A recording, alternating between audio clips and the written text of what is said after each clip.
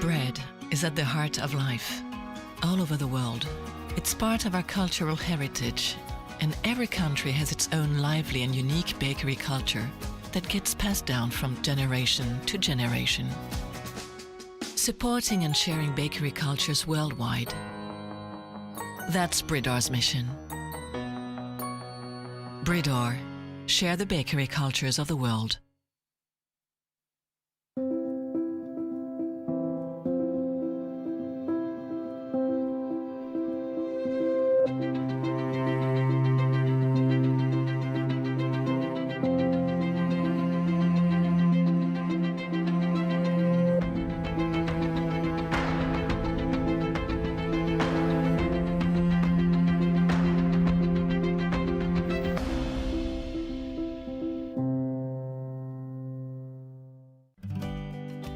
We know what you're made of.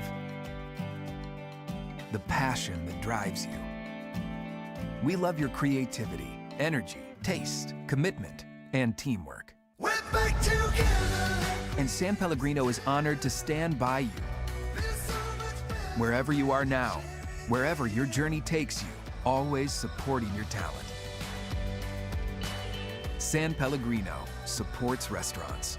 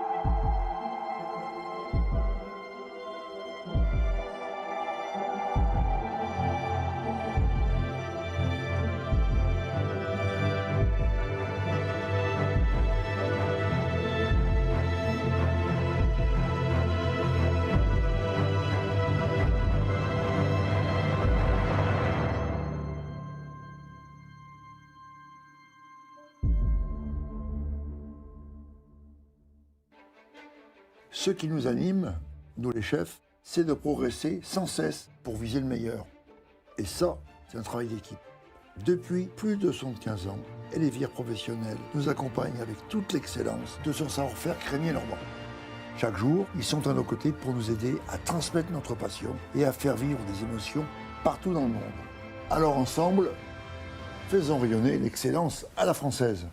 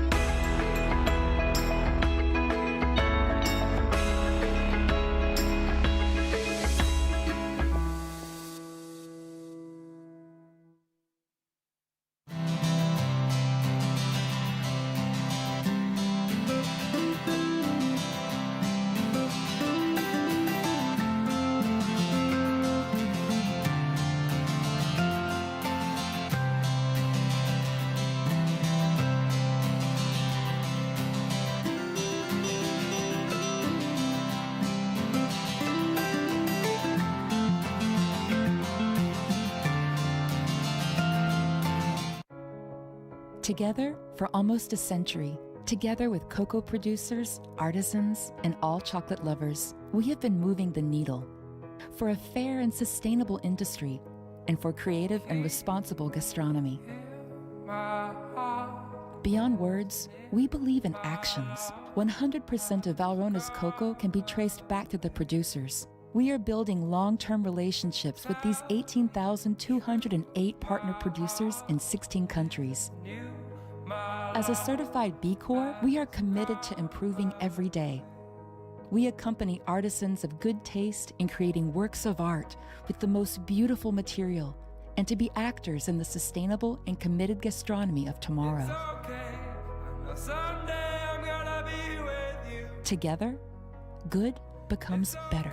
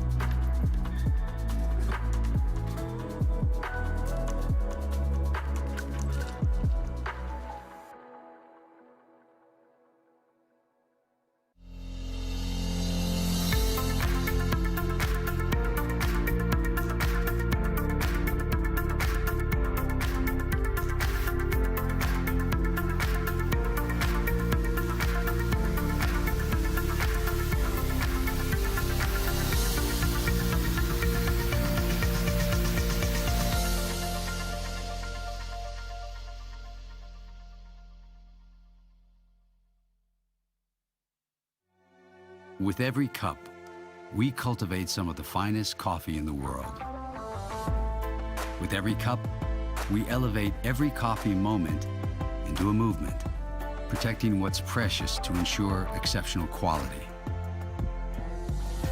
Growing new beginnings, creating infinite possibilities. Because with every cup, precious coffee preserves the beauty of our world. Nespresso, what else?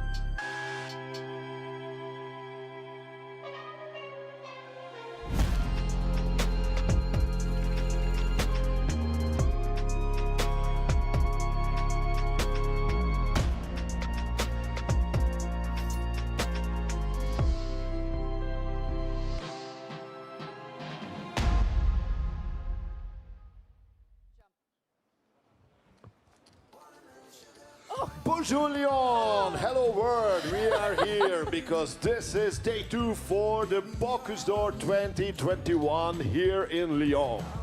Good morning, ladies and gentlemen. As Andreas was just saying, this is day 2 at the Bocuse d'Or, and it is phenomenal to be here and be broadcasting around the world to all of you with our live stream. So we are here in Lyon at Syrah. I'm Angela May, and this is... András Zsókuti és jó reggelt Magyarország!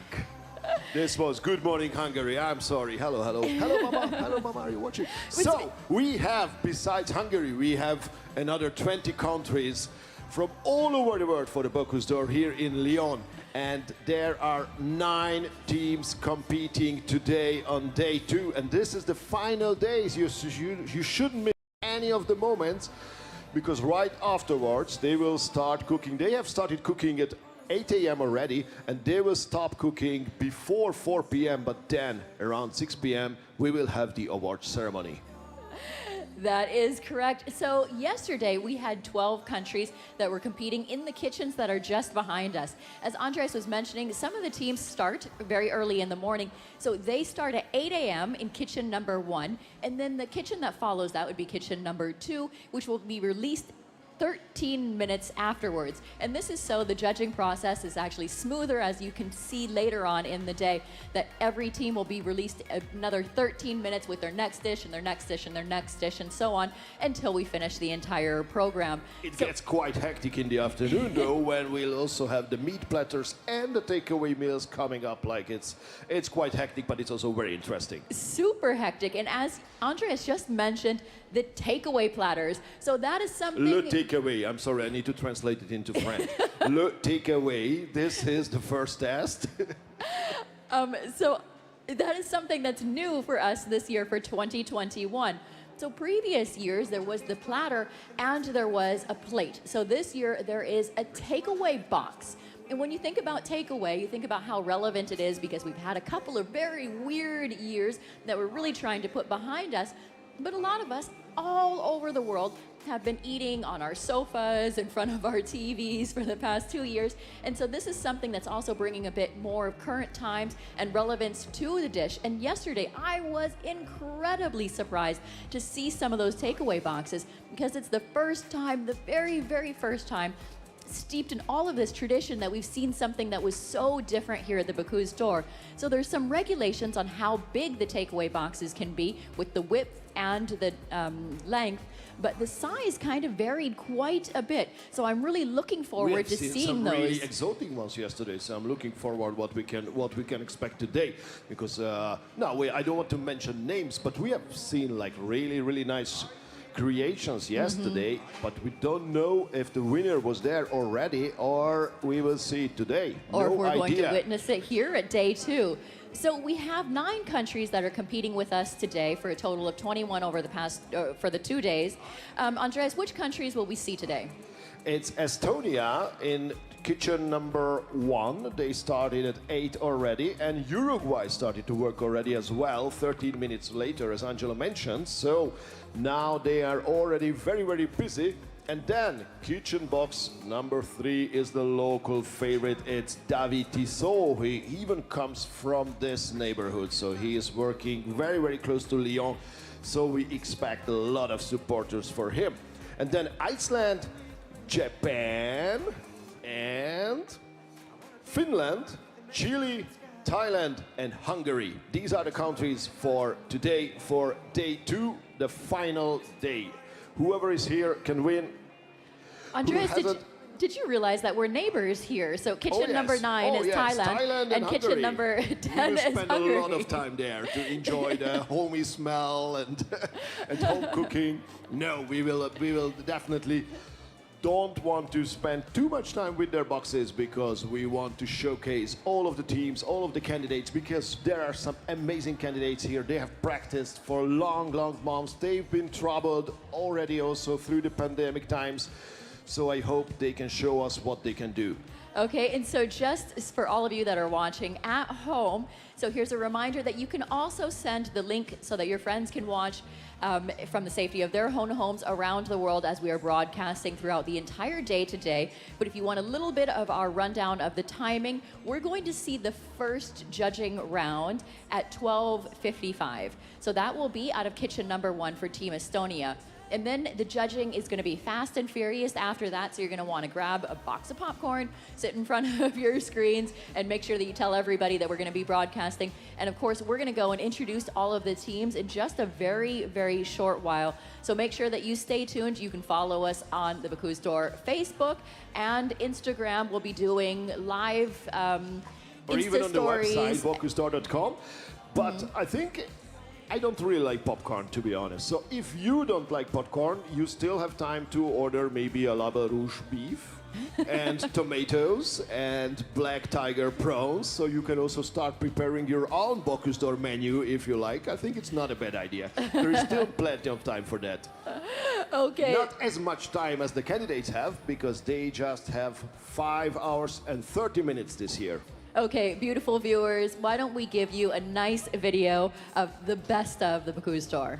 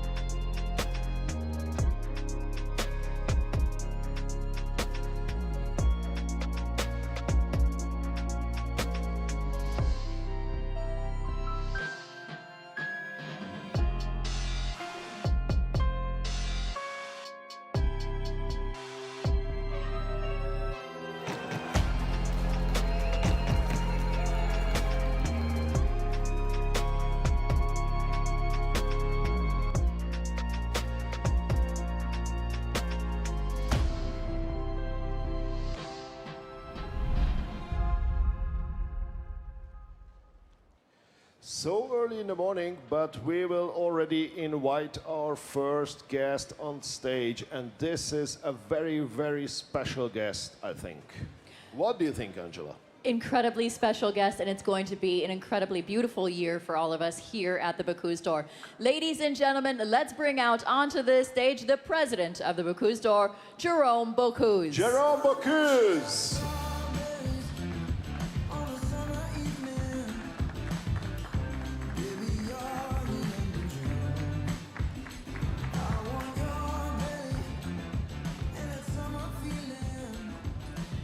Good morning, Jerome. Good How are morning, you feeling sir. today? How are you? We are Come great. on in Thank and you so join us much. on stage. How are you, Jerome? Very well, thank you. I mean, So how is the feeling? I mean, it has to be a very special feeling to enter this Espace Paul Bocuse every single time, I assume. it's always a special feeling, and especially today. We've been waiting a little more than usual, so this is the second day. And yeah, tonight in a few hours we'll have a winner, so it's exciting. Yes, in a few hours, and the day goes by so rapidly here. So we want everybody to make sure that they do tune in. So today we have 9 countries that are competing. Yesterday we saw 12 countries. I know that you kind of live in different continents, so you have a foot straddling in every continent.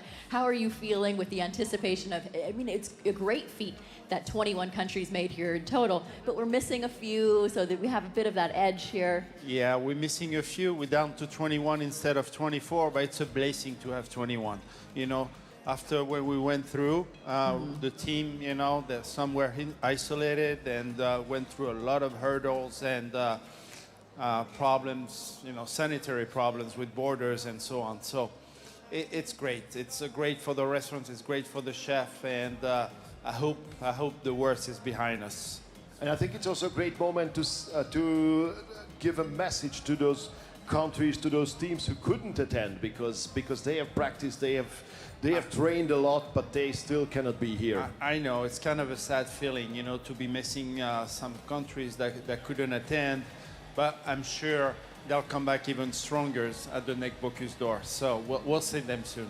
Exactly. Great. So I believe a lot of them are going to be watching from home this morning or whatever time zone they're actually in. So we are thinking about all of you guys and can't wait to see you here again next year. Member of the Bocuse d'Or family, don't worry. Yeah, exactly. They're not members, they're family.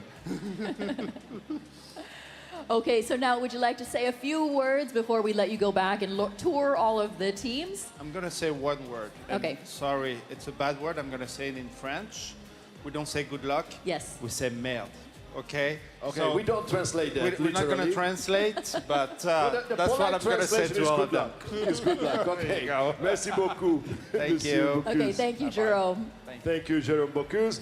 And then, without translating this word literally, we just say good luck, and then we will go around all the kitchen boxes to introduce you. You know, I want to see somebody else who's very special and very near and dear to my heart. I'd like to bring him out from backstage as well. Okay. So, ladies and gentlemen, if we can please have one of our favorite chefs join us here on the stage to say a few words, who usually visits us with the kitchen boxes as well. Can we please welcome to the stage Regis Marcon? Monsieur Régis Marcon, s'il vous plaît. The living legend of the Bocuse d'Or, the president of the IOC, the International Organizing Committee, and a chef with 3 stars Michelin. Bonjour. Good morning, Regis. Come join us in the middle here. How are you feeling today? It's been a long day yesterday with our 12 teams. I just added 10 with our 12 teams. How are you feeling? I am very well, sure, because yesterday it was fantastic. Sure, it's quite new. Take away this theme. Indeed, it was cool. You waited for this, and you don't know exactly what's happened. And yesterday the dish from the takeaway was fantastic. You have seen, like me, the decoration, sure, on the box, very different. Each country is very different. The wood, plenty of material different. Yes, indeed. Idea different, presentation different, and the more interesting the taste. Yes. You have tasted. You have some countries you are not too used to accept in his contest. You don't know.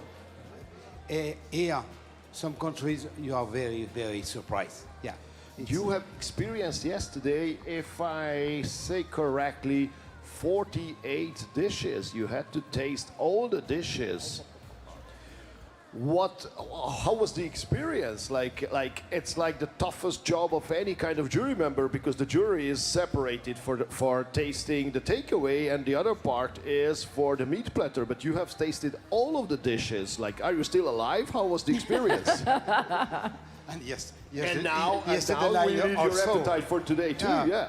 But in the kitchen, you are used to test all the time with the kitchen, to test all the preparation of your collaborator. More difficult yesterday. It was quickly Yes, to test. it was quick. Yes. Because in the middle of a contest, you have also the plater, also the click and collect. Yes. The takeaway, the you courses you say takeaway. 48 plates. It was difficult at the end, but it was very good. It's impossible to resist to eat. And have you seen anything, any solution, for example, for the takeaway? Because it was totally new for the jury, for the chefs, for the countries, where you thought maybe not even mentioning the country, like, okay, this is quite unique. This might end up in the real world of restaurant. This is a technique, or this is an idea of packaging that will be useful also for the future generations. Did you see anything like this? It's like the Formula with a car. You see the industry factory of cars very progress with the competition. It's the same in the kitchen. If you see the kitchen, the technique, the organization, all the work before and during the competition, you can inspire all of this. Oh, yes, indeed. And I would like this. My dream is to keep all these techniques, to give at the cooker the word for inspire them, to show them. Sure, Okay. sure. Not also the technique, and not also the taste, sure, but here it's the Bocuse, the art. Yes, it's important. Indeed. I'm pretty sure if I order, I don't very often order food for home, but if I order, it doesn't come in a box that, for example, Denmark had with the rice paper and the lamp inside. I would just send it back. No. I think that's an important thing to highlight. What Regis is saying is that for all of you that are watching from your kitchens right now, or at home, or wherever, anywhere around the world that you're being able to tune in, that we do hope that you find some inspiration in the dishes that you see today, and that we can give you some valuable information as we move throughout our 5.5 hours today, and that you can be inspired and to be able to use some of these techniques, because this year it's changed quite a bit with the takeaway boxes, that it is very valuable, and these lessons can be used from all of us. I know that I for sure have been very, very inspired from what I saw with the teams, and so we hope that we can share that information with all of you. So thank you, Regis Macon, Thank and you. prepare your stomach, because Okay, you will need it later on. And now this is time for us to visit the first kitchen box, and we also have a beautiful video of Team Estonia.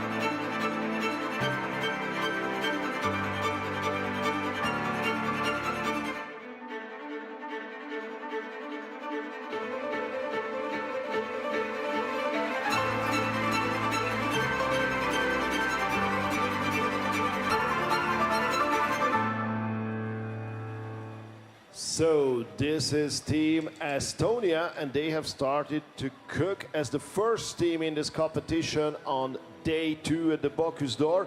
And this is Artur Kazaritsky, like in the faraway corner now, hiding himself, but he is obviously very, very busy.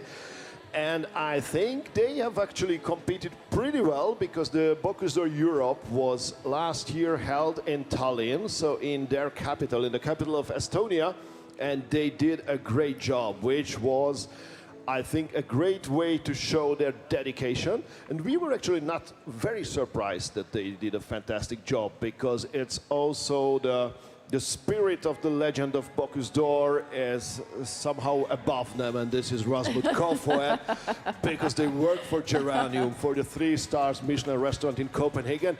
And as you might know pretty well, that Rasmus Kofoed is the legend, the hero of the Bocuse d'Or, winning everything, every single award, and also as a coach he is quite fantastic.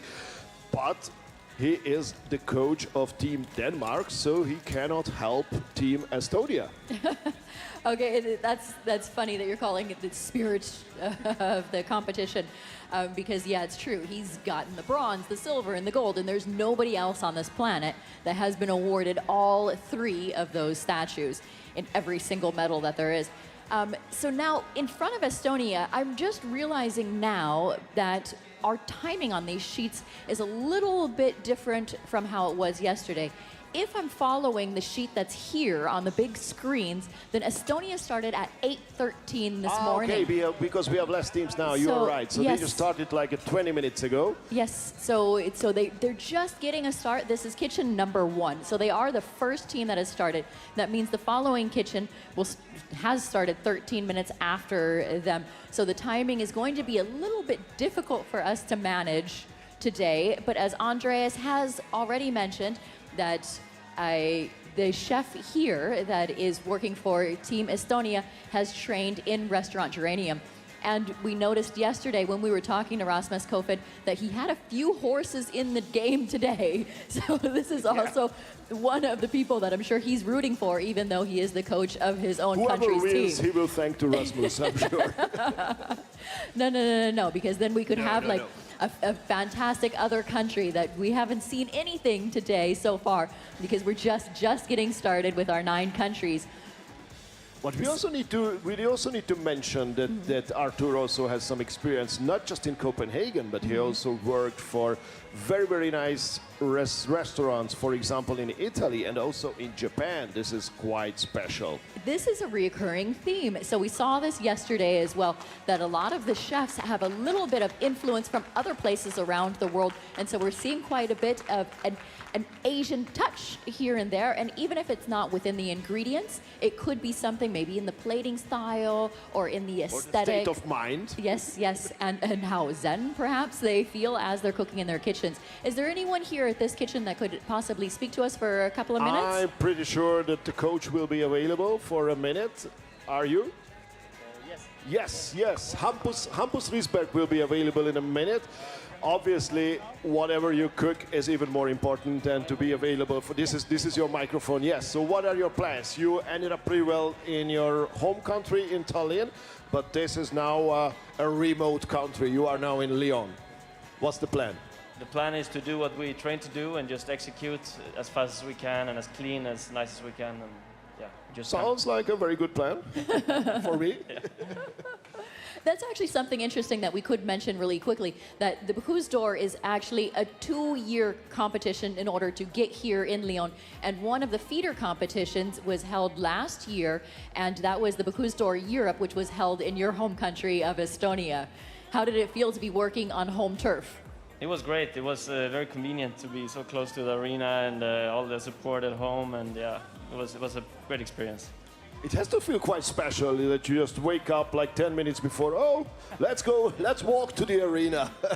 I will need to cook today. So it's and how was actually what was the response in your home country? Was it like a big thing? What was in the media, from the people on the street? What was your experience? I think particularly for the people in the industry it was a really huge thing. But yeah, there was posters on town. I think the Prime Minister was there to hold a speech, and it was a really she was there. Yeah. So it was a big thing. So it was a very, very, very positive experience. Yeah, okay, yeah.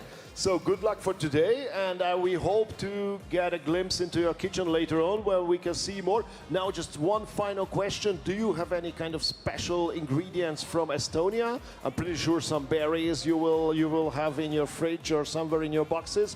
What did you bring? We have some aged Estonian cheese, and we have some seeds, some spices, and in our ragu for the main course is especially very Estonian. Perfect. Thank you so much, and good luck for Team Estonia. We're looking forward to seeing that. Thank you so much. And now let's get over to Team Uruguay and first check out their video. And in the meantime, in the background, France will start cooking any second. It might get noisy.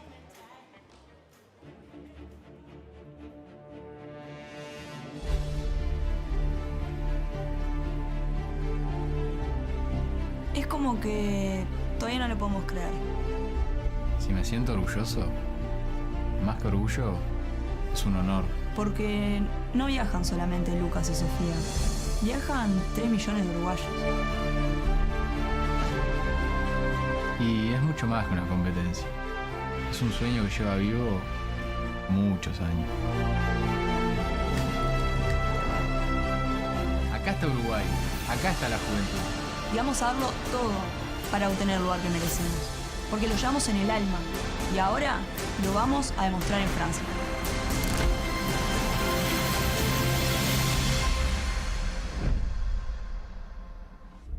Estonia, Uruguay.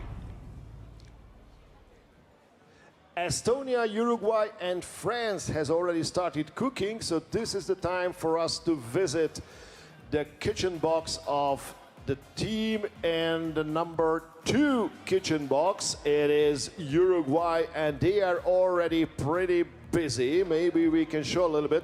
And it's so nice to see also some female chefs, like their commis is Sofia Cabrera. And if they could be available, Toel Falero, can we talk a little bit, or you are very stressed out? No, we're good. We're okay. Okay, so how well are you prepared? Could you use all the opportunities for training and practicing despite the pandemic?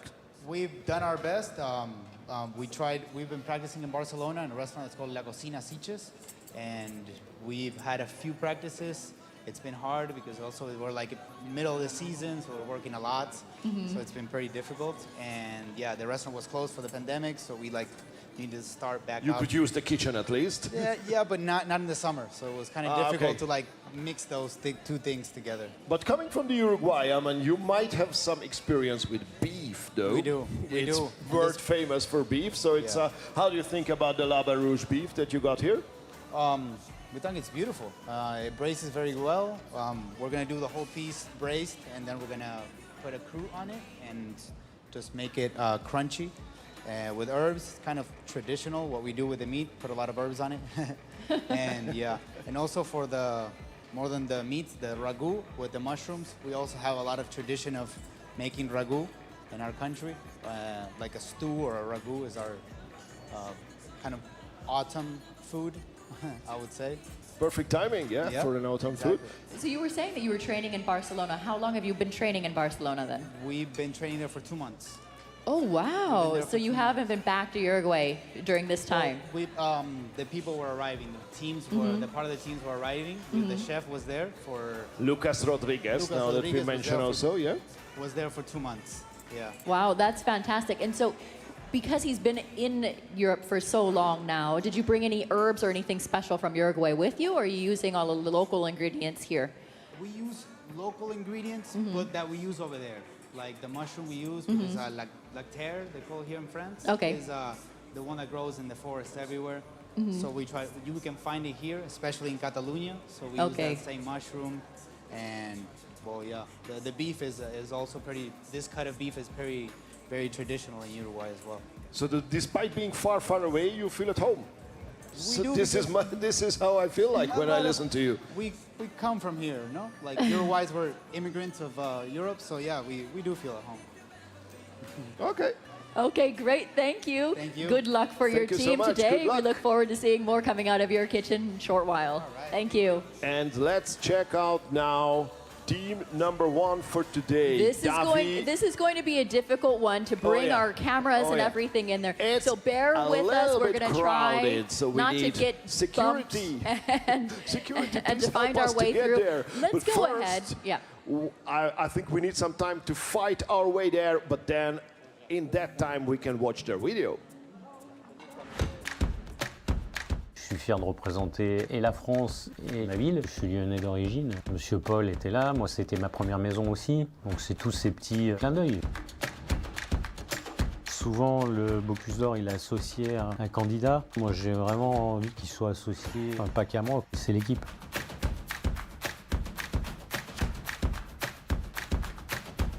On ne s'est pas donné de limite.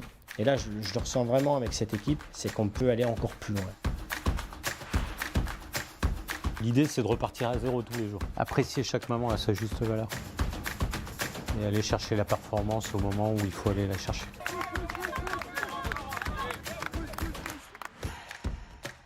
Ouais, j'aimerais bien mettre mon nom sur la plaque au restaurant là-bas à Collonges. Puis si c'est en or, c'est encore mieux.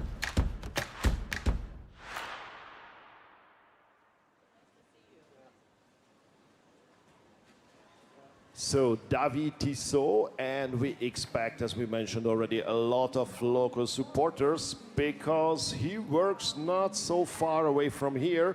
Actually, it's still part of Lyon where his restaurant is. It's Saison. And I was lucky enough to dine there a few years ago. It's inside the Institute Paul Bocuse. So this is like a teaching restaurant, which is quite special. And he earned even a Michelin star for this restaurant. So I think he's doing an amazing job for not just for cooking, but also teaching the future generations of chefs. And you might know already that we have another kind of service here from the Institute Paul Bocuse. All the front of house people are here, the students from there to serve the dishes to the jury members. In the kitchens as well. So they also have a kitchen assistant that is also from the Institute of Paul Bocuse.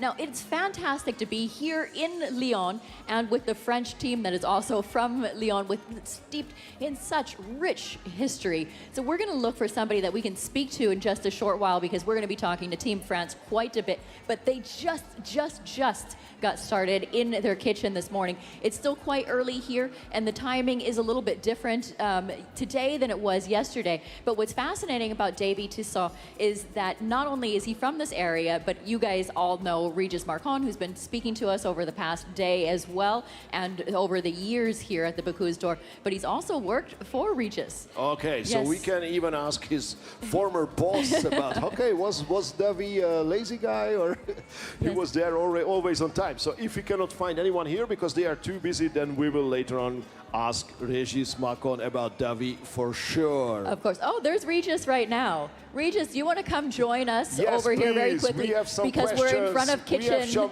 questions about your boy Davy. Please We're in front introduce of, him to us. Je vais le faire en français, en anglais, maybe also. Davy, c'est un parcours.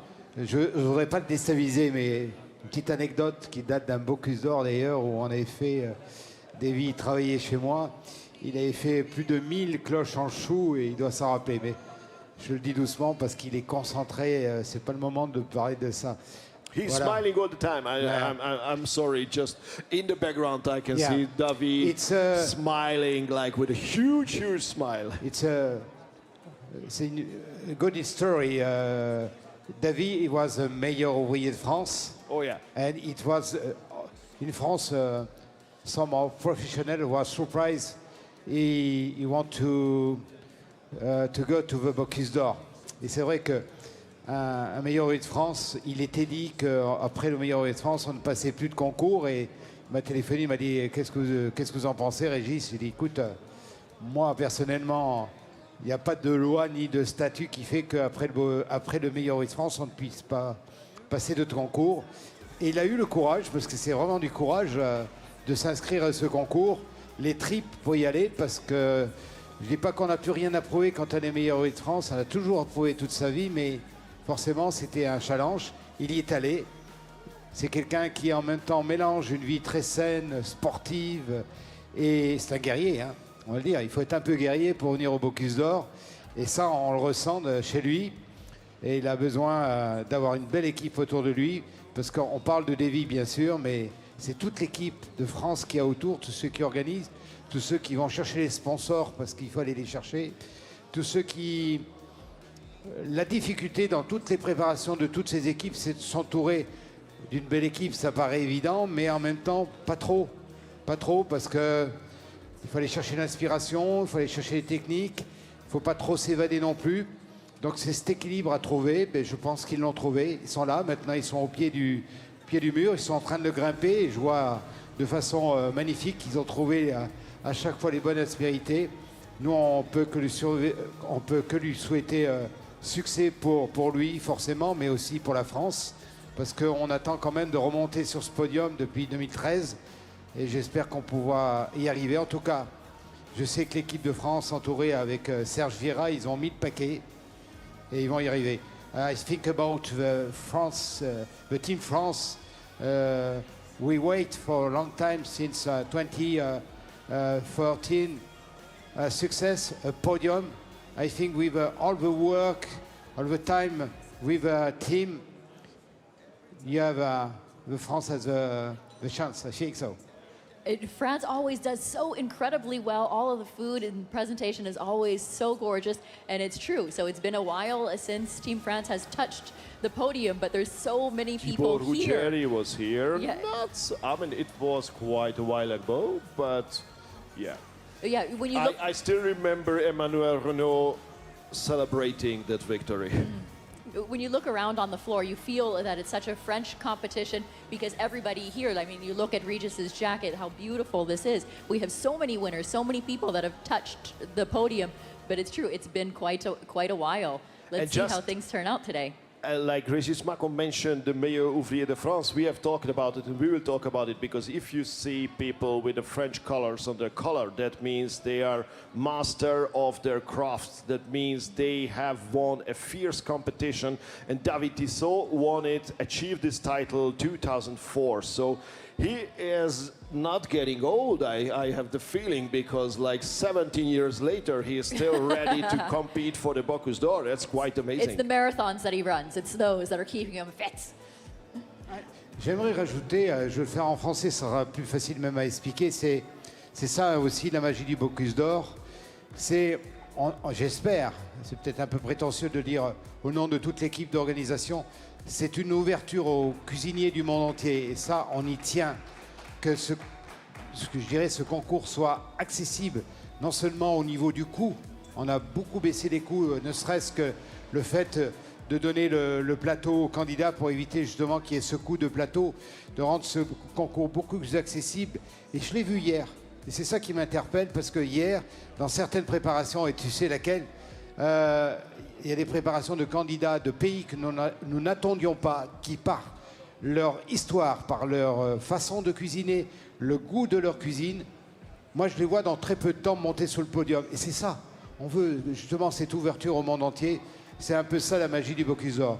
We want this contest accessible for each country, for the price, for the preparation. We help for this. It's a feast of a cook. Yes, yes, for sure. Okay, thank you so much, Regis. We'll be speaking with you again very shortly.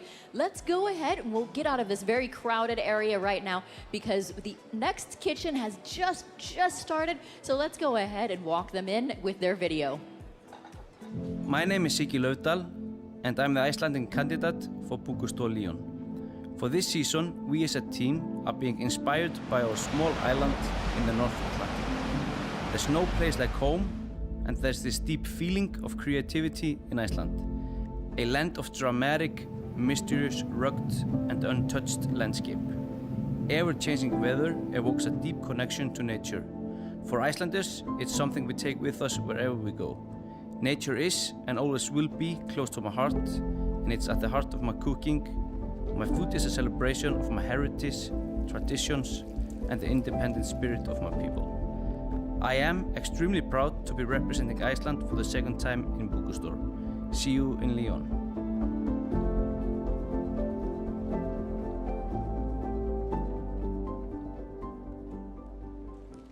So, what a surprise if I'm checking out the CV of the Team Iceland candidate, Sigurdur Laufdal.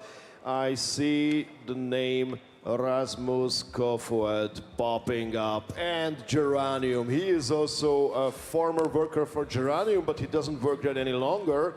He works now for the country, for the team of Iceland, and Iceland is not really new to Bocuse d'Or. They have amazing experience, and they also had some amazing and fantastic results here in Lyon. So they are a regular guest here in the finals. So let's check out what is going on here. A lot of lemon for sure, and you need to help me with your name because I'm completely sure I have no chance to pronounce it, not even like 50% right. So the audience deserves it to hear it as it is. Your own name, please. My name is Trouwen Freder Rickfusel. Brown Vigfusson. Is it something like this? And also, please introduce us the team a little bit. Like, what are the strengths? What are the names also? And what will you prepare today? So Gabriel is the commie, and Lucy is the assistant, and then Sigurður is the commie. Noah is the candidate, and the strength, I would say, they are calm and work very well under pressure. And I liked it a lot that you even introduced your local commie, as Angela mentioned, that all the teams get a commie who is helping out in the kitchen of the teams, who is local, who is a student of the Institute Paul Bocuse, and you need to involve him or her in this case. And as I see, she's an integral part of your team, so it's working out. Definitely, Lucy is going to do a lot for us today, and she's from Lyon, so we know she's good, so she's going to do well. Okay, let's talk a little bit about the ingredients. Do you have any kind of special Icelandic ingredients that you packed into your checked luggage? We are using the Icelandic wasabi that's grown with the geothermal heat, and that's part of a few dishes, a few items, and it's an amazing product that they're using in Iceland. I'm sorry, can you repeat that? Did you say Icelandic wasabi? Wasabi, yes, So that's what he mentioned. Is it a light green or a white color, more like horseradish? Can you tell us a little bit more about it? It's very interesting. It's a light green, the root, but of course we're using also the leaves. We can use the stems and so forth, and of course the flowers. And do you have like a natural inhabitat for it, or you need it to somehow prepare, because it needs water all the time? Exactly. But in Iceland you have a lot of water, so it might work well. We have a lot of water, and we have a lot of renewable energy, so that's how we grow it in greenhouses, and it's a perfect place for it. And of course it's not from Iceland, it's adapted to Iceland, but it's been going on for quite a long time now. But we have many very, very welcome migrants, like in also with the ingredients like the tomato, for example, which is just from South America, but nowadays it is grown in 170 countries. So I think it's totally okay to be proud of Icelandic wasabi as well. Of course, and we brought tomatoes also. There's a guy that is growing them in Iceland out of hot greenhouses, so it's a cold greenhouse. He's doing an amazing job, and he's quite I would not say a nerd, but quite set of doing a great tomatoes. Okay, very interesting. So we're looking forward to seeing the tomatoes that you brought with you, and you're using some of the tomatoes that were from here, from Metro as well. We're going to see a few different varieties from you. I don't think that we touched on it very much yet this morning. So for those of you that are viewing from the live stream, that the main ingredient for the takeaway boxes is tomatoes. And so there's going to be a 3-course menu that is prepared in takeaway boxes with a starter, a main course, and a dessert, which is new to the Bocuse store this year as well. Teams have never prepared a dessert before, so we have been seeing some very interesting sweet iterations yesterday on day 1. We haven't seen anything yet today. We're looking forward to it. The teams are just getting started. Oh yes, and now I think we will slowly move on to the row number 1, and I think before we go over there, because the kitchen that's next hasn't started yet, so they haven't had their 1, 2, 3 go sign. So let's go ahead, take a short break, and we're going to watch a few moments from our sponsors.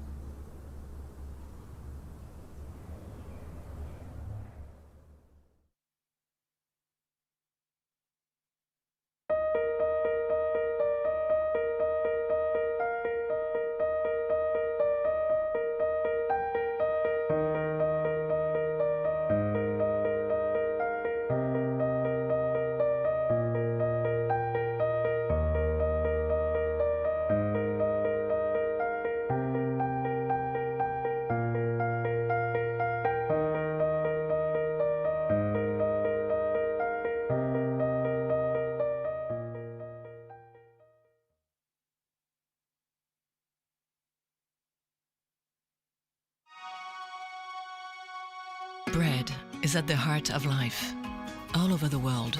It's part of our cultural heritage, and every country has its own lively and unique bakery culture that gets passed down from generation to generation.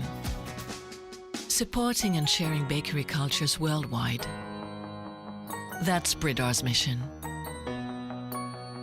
Bridor, share the bakery cultures of the world. We know what you're made of. The passion that drives you.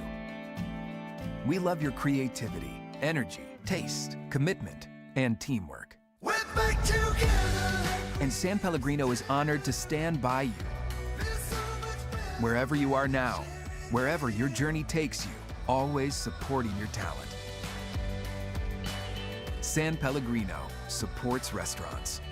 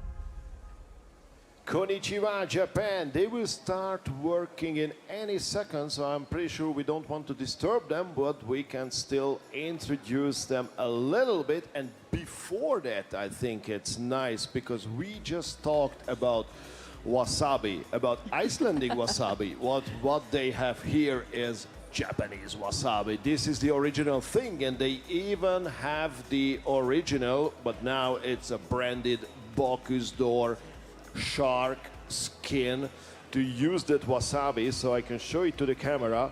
This is the wasabi. If they want to sell you something in a supermarket that's in a tube and it's like dark green, don't buy it. This is then horseradish with some aromas and with some coloring. This is the real thing, and we will see later on that beautiful light green color, I'm sure, when they prepare it. And you can just use it fresh, like totally fresh, à la minute, because otherwise it will oxidize. And yeah, so don't buy any other kind of wasabi. What a beautiful This is root the real thing. that is indeed. And also when you're having real wasabi, it doesn't have that really deep, hard burn. So what a lovely ingredient that they brought with them. Let's go ahead and introduce the team by showing a quick, oh, you want to show the shark skin. This is the shark skin to get the wasabi, to create the wasabi. This is how you prepare it. And then you are right, maybe we will even see more wasabi in the video. Let's check it out.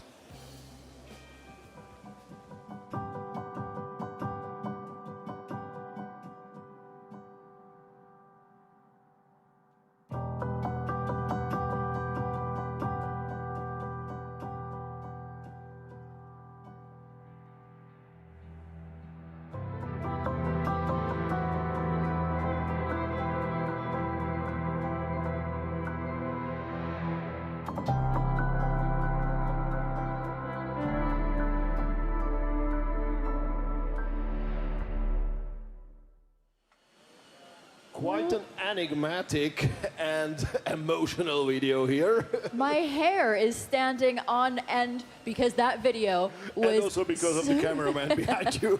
was so emotional. It showed so much restraint, so much solitude, very quiet. I am very looking forward to seeing what's going to come out of this kitchen later on this afternoon. Would you like to introduce the candidate? Oh yes, but first I would love to mention the president of Bocuse d'Or Japan, because he is also a very, very special guy. Noriyuki Hamada, because he won also a Bocuse de Bronze 2013, and now he's the president. And I was lucky enough to visit him in his restaurant in Tokyo, in Hoshinoya, Tokyo, and he's fantastic. And this guy behind us, Tada Takatoeda, it's also, I'm pretty sure, fantastic. His restaurant is in Karuizawa, which might not be that well known, but it's very close to Nagano. And I just asked him, like, I just had 1 second to ask him something, and I asked him, do you have bear paw in your restaurant? I'm sorry, repeat. Bear paw. A bear paw, like this, I believe, is like a bear paw because This you are rather bear, large and I'm eat not- stones and climb trees. Yes. So this is what you can also taste. I'm almost sure it's not included in today's menu. I hope so. Are you afraid of bear paws? I would have a problem with things like that. Okay. I believe in respecting the entire animal and certain I hope things. they also eat also other parts of the bear. Yes, it's a huge animal, so don't just kill the bear for the paw, please. But if it's a bear paw, then I prefer it cooked on my plate and not in front of my face, that's for sure. So the komi is Shusuke Harano, and they will prepare something really great for us in a bit less than 5 hours and 30 minutes. Yes, the timing is so tight today. So they have just gotten started. And now we have some fascinating information on tarakata. Tadataka. Tadataka. That's difficult in any time to say it's for me. It's easier if you say also san afterwards, because then it's even more as Tadataka-san. Yes, you have to get the motion correct as you're saying the name. I'm gonna go back and I'm gonna practice that in a while. And now the noise in the background, what you hear is there are some people from Lyon here, I think. We'll get used to that today. So he's actually worked with Regis Marcon as well. Oh yeah. Yes, so we have a lot of history that's here in Lyon. Emblematic names. Yes. And another beautiful thing that's in his bio is that he had the motivation to take part here at this competition to contribute to the world. He wanted to show gratitude to his producers from all over the planet. And that is just such a beautiful spirit to be bringing to a competition like this here at the Bocuse d'Or finale in Lyon. And he has also worked actually for Georges Blanc, who is not that much involved with the Bocuse d'Or, but he is not very far away from Rion, his restaurant, which is a 3-star Michelin restaurant. And he is one of the legends of the breast chicken, which is probably the most famous product of this region. You know, that amazing animal that will cost you more than any beef, practically. No, maybe, okay, Wagyu is maybe even more expensive, but the breast chicken is quite special. It has like some very, very special rules. Every chicken has like at least 20 square meters to run around, and they get fed with very special real food, no tricks, no nothing. They have, it's real free-range chicken, and if you bite on it, you will understand why. So, you know, one of my favorite moments from, I think it was for the last year in 2019 here in Lyon, and the year before that in 2017, is the supporters that come for Team Japan. So we know that a lot of people have been having troubles traveling throughout, the past year. So we don't know how many supporters are going to be here today for the team. But I remember it so well because you get like really, really rowdy people like that are screaming with the horns and everything. But Team Japan had these small little blow-up clapping devices And in the tiniest voices, collectively, probably 100 people that were supporting were in the audience, and then they were saying, whenever the team's dishes were fed to the jury members, very, very quietly and in unison, bon appetit, bon appetit, bon appetit. And it was the sweetest, politest, and most beautiful moment. I love these things that we have seen over the years here at the Bocuse d'Or finales. One of the reasons to love Japan and one of the reasons to love the Bocuse d'Or. And now I think after introducing Team Japan, before we go over to the next kitchen boxes, we will have a break, a short break. So it is time for you to get another coffee and then be back, please, because we will introduce to you to all the teams, and there will be Team Hungary too, and also like whatever will happen here today. I think we will have great details, great interview partners, and a lot of action. We'll be right back.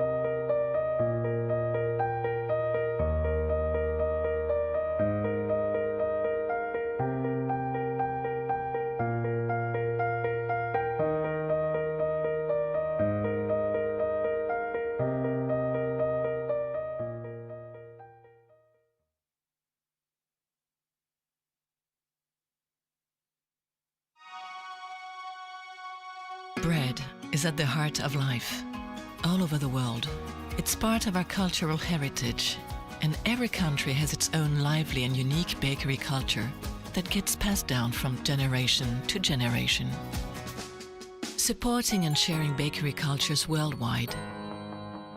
That's Bridor's mission. Bridor, share the bakery cultures of the world.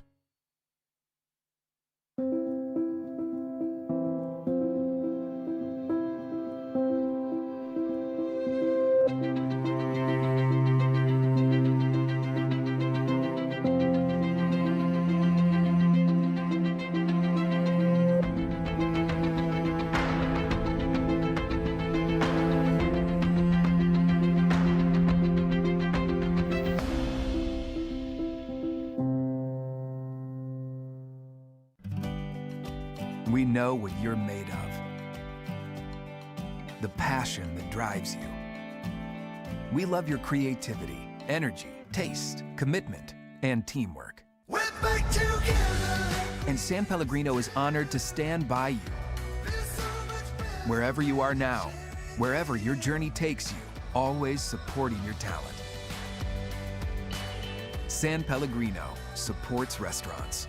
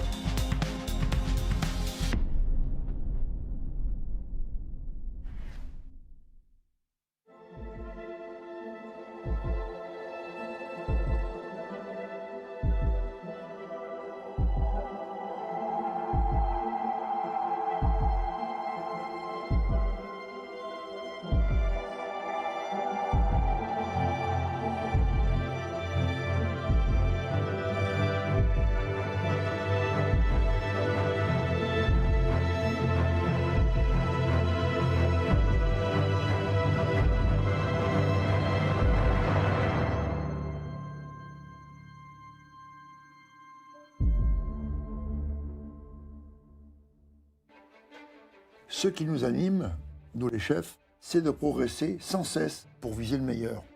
Et ça, c'est un travail d'équipe. Depuis plus de 75 ans, Elevire Professionnel nous accompagne avec toute l'excellence de son savoir-faire crémier-normand. Chaque jour, ils sont à nos côtés pour nous aider à transmettre notre passion et à faire vivre des émotions partout dans le monde. Alors ensemble, faisons rayonner l'excellence à la française.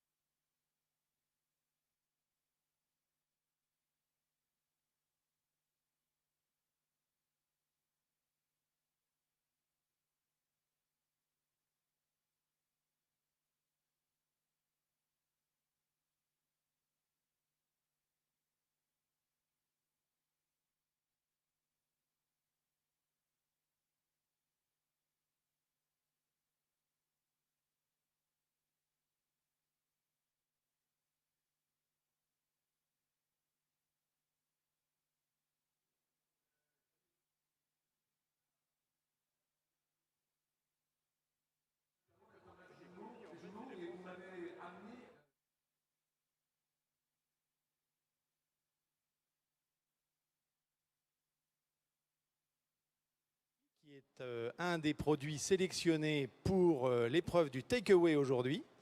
4 tomates étaient sélectionnées, dont 2 variétés de la maison Junot, qui effectivement nous produit des variétés de tomates absolument délicieuses. Alors, Anne-Claire Coudray, on se connaît un peu. We know each other because we had the occasion to talk on radio this summer. J'ai rencontré par les ondes dans mon émission Les routes de l'été sur Sud Radio cet été, Anne-Claire Coudray, parce que il faut le savoir, Bertrand, Anne-Claire, Gonnet, pardon. Goyer. Gonnet. Ouais, ça va aller mieux. Pas Anne-Claire Coudray parce qu'elle va nous en vouloir. Oui, vous voyez, moi c'est la télé. Donc, alors, Anne-Claire Coudray, cette tomate, pour une raison ou pour une autre, d'abord, la Junot, depuis combien de temps est-elle sur les étalages? Depuis combien de temps on la trouve chez nos primeurs? La tomate Junot, elle est née en 1888 dans la région rennaise, donc ça fait très très longtemps. Et ensuite, au fil des années, la sélection des tomates les plus gustatives s'est affinée. Donc aujourd'hui, vous avez une tomate douce et sucrée qui s'appelle la Bébicita. Ah, c'est celle-ci? Oui, tout à fait. Elle est très belle, avec une forme un peu oblongue, comme ça, sa petite pointe. Et elle a évidemment ce qu'on attend d'une tomate, une teneur en sucre très élevée. Parce que vous vous servez d'un matériel extrêmement technique, j'imagine, pour surveiller la maturité et la teneur en sucre de vos tomates. Tout à fait, oui. On a des outils à la pointe de la technologie et on a des variétés qu'on bichonne toute l'année pour obtenir le meilleur d'elles. Alors, Métro est partenaire, évidemment, partenaire privilégié, un main sponsor, comme on dit, du Bocuse d'Or. Bertrand Moulin, ça vous oblige, vous, à être extrêmement attentif à ce que vous fournissez aux candidats, parce que lorsqu'on a les meilleurs candidats, les meilleurs cuisiniers du monde, il faut leur donner les meilleurs produits du monde. Pour faire simple.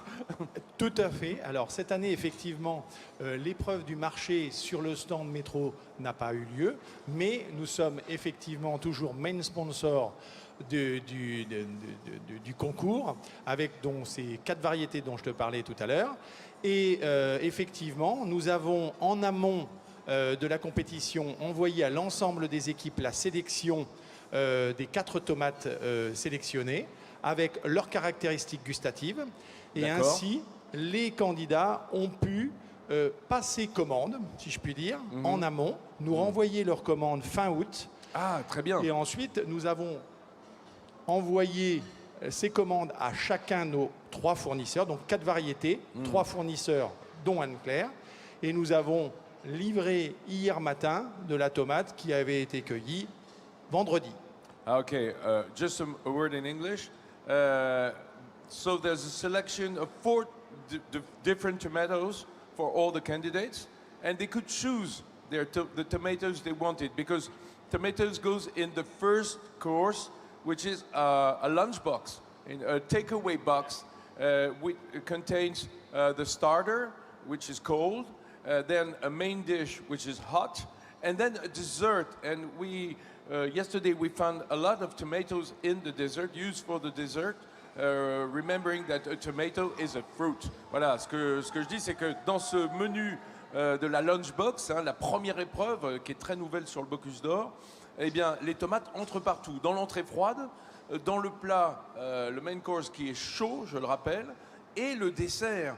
Et là, on se souvient, Anne-Claire, que la tomate est un fruit puisqu'ils l'ont traité en dessert. Vous, ça vous plaît, j'imagine, ça? Oui, ça me plaît, surtout qu'elles sont sucrées, donc j'ai hâte de voir ce qu'ils en auront fait. Alors moi, j'ai goûté. Hein. J'ai eu la chance parce que j'ai toujours la cuillère dans la poche. I always have my little spoon in my pocket. And I tasted yesterday. Some of the desserts were incredible. Certains de ces desserts étaient absolument incroyables, avec des mariages tomates framboises, par exemple, tomates fraises, des panna cotta où l'on remplace le coulis d'habitude de fruits rouges par de la tomate que l'on peut resucrer. Mais quand on travaille la Juno, Bertrand, il faut le rappeler, pas besoin de beaucoup resucrer, parce que ce qu'on recherche dans ces petites tomates, et on rappelle qu'on est en saison de la tomate, hein, c'est pas hors saison, on vient de tourner l'automne, c'est même le cœur de la saison, cette fin d'été, début d'automne. On trouve un taux de sucre incroyable, incomparable à des fruits rouges, justement. Effectivement, alors à chaque fois, c'est trouver le juste équilibre entre un taux de sucre et qui va justement exprimer toutes ces saveurs lors d'un dessert, et aussi une texture qui doit quand même avoir une peau relativement fine, et puis un équilibre sucre et parfum aussi, parce que des fois le sucre peut parfois un peu étouffer les parfums. Il ne faut pas l'oublier, dans tous les fruits aussi, on dit un fruit sucré, un melon sucré ne suffit pas. Il faut aussi exprimer des parfums, et c'est ce qu'on retrouve dans ces variétés de tomates. Je pense que Anne-Claire, tu peux parler justement de l'exclusivité que vous avez sur certaines de ces tomates qu'on ne retrouve pas ailleurs. Oui, parce que la Juno, c'est une marque, hein, c'est devenu une marque de qualité, hein, on le voit bien sur les étalages. C'est vos méthodes de culture, mais vous êtes également ce qu'on appelle obtenteur, c'est-à-dire que vous déposez des brevets pour certaines graines, certains plants de certaines tomates, et celle-là, elle est à vous. Oui, tout à fait. On est sélectionné en tant que producteur aussi, lié à notre manière de cultiver, sur des variétés dont on a, par exemple, pour celle-là, l'exclusivité française. Voilà, donc on travaille dans le détail pour être toujours les meilleurs dans la qualité de culture. Anne-Claire, sur 2 sites de production, Rennes et Nantes, oui, c'est ça? Fait, exactement. La Bretagne et les Pays de la Loire, parce qu'on le rappelle, Nantes n'est pas en Bretagne, hein, administrativement parlant. Hein. Bon, ça nous embête un peu hein, quand même, ça a été longtemps la capitale de la Bretagne. Hein. Et ce qui fait plaisir justement, c'est de voir la maison Juno, qui est une maison ancienne, comme disait Anne-Claire tout à l'heure, et ça fait vraiment plaisir de voir des jeunes revenir dans la profession. Pour nous, c'est vraiment très important de voir que le relais soit pris. Anne-Claire, tu as repris la maison il y a combien de temps maintenant? Bientôt 4 ans. D'accord, donc vous avez commencé jeune, hein. Et c'est très bien d'ailleurs. Encore un mot pour dire quelque chose.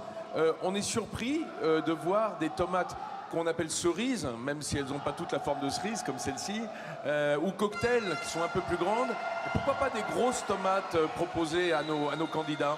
Est-ce qu'on est plus sûr avec des cerises d'avoir une qualité égale? Alors je pense aussi que ce qu'on a proposé, c'était aussi par rapport à la sélection take-away, où on ne savait pas exactement comment serait utilisé le produit, s'il était uniquement incorporé. Et donc du coup, globalement, gustativement, on arrive sur les meilleures variétés, en général sur les petits fruits. C'est vrai d'une façon assez générale. Oui. Parfois, que ce soit sur des produits comme la pomme, les gens sont attirés visuellement par une grosse pomme, oui. mais souvent, dans la même variété, une petite pomme est bien meilleure. Oui. Donc du coup, là, on s'est dit, on va aller sur un produit dont on est sûr de la qualité, régulier, et un calibre effectivement régulier, parce qu'on ne savait pas exactement comment ils allaient l'utiliser. Bertrand Moulin, un dernier mot. Ces tomates, là on a le top de la tomate avec d'autres tomates, hein, d'autres producteurs, tout à hein, fait. notamment les jardins de Rabelais, c'est un peu les jardins cousins de Rabelais. Junot. Hein. Et notre producteur Saveur de Chailly de Seine-et-Marne, qui est un des petits séristes de France, qu'on aide aussi parce qu'il fait du super produit. Et pour dire, évidemment, on les trouve sur les tables aujourd'hui du Bocuse d'Or de dégustation, mais on les trouve surtout dans les halles métro pour tout un chacun. C'est pas une sélection uniquement pour le Bocuse d'Or. Absolument pas. Nous avons 98 entrepôts et avec Anne-Claire, on a travaillé justement pour sortir ce petit colis pour s'adapter aux besoins de chacun. On préfère que les clients viennent tous les jours et toujours du frais. Donc on réduit nos colis de façon à ce que le produit soit toujours au top de la fraîcheur. J'espère bien, hein. Sinon à quoi ça servirait, hein, d'aller faire son marché chez vous? Claire Gonnet, vous allez rester avec nous toute la journée pour voir le Bocuse? Enfin, vous êtes un peu tourné dans le Syrah quand même. Parce que Anne-Claire, je te coupe juste, Anne-Claire est sur notre stand aussi. Donc oui. on a une interview avec Nathalie Guirma dans moins d'une demi-heure maintenant. Très bien. Eh bien écoutez, vous la saluerez pour moi. Et si le président Macron qui est attendu, vous avez vu le dispositif policier autour du Syrah aujourd'hui, c'est vrai que c'est impressionnant. Moi je suis arrivé, les chiens ont tout de suite venu renifler mon scooter pour voir si j'avais des explosifs, ce qui est tout à fait normal, chacun son boulot, bien entendu. Mais en tout cas, si le président est là, ça va être un peu compliqué d'accéder. Donc je vous ferai signe avant, hein, si vous voulez venir avec une grappe de tomates, je suis sûr qu'il apprécierait. Oh, ce serait avec plaisir. Voilà, pour lui faire découvrir vos beaux produits nantais et rennais, hein, l'un et l'autre. Voilà les amis, je ne sais pas si vous êtes sur l'espace scénique en ce moment même, mais vous savez que côté tomate, on pourra grappiller, comme on dit, hein, venir chercher. Merci beaucoup et merci à Métro. Merci. Vincent.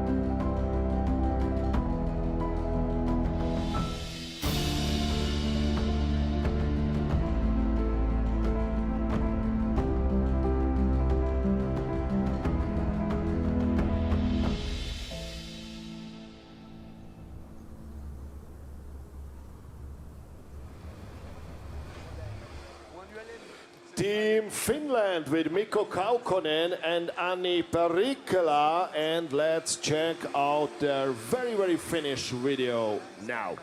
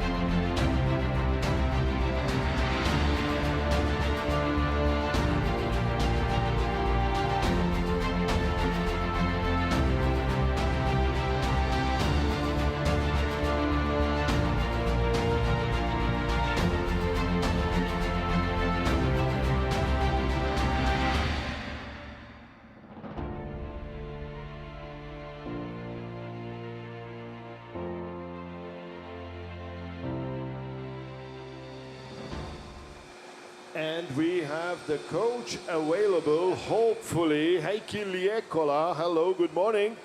And I would wanted to ask you, like Finland was in the last 30 years of Bocuse d'Or, every single time there, just not one time. 2007, what has happened in 2007? Why haven't you get to the finals? Do you know?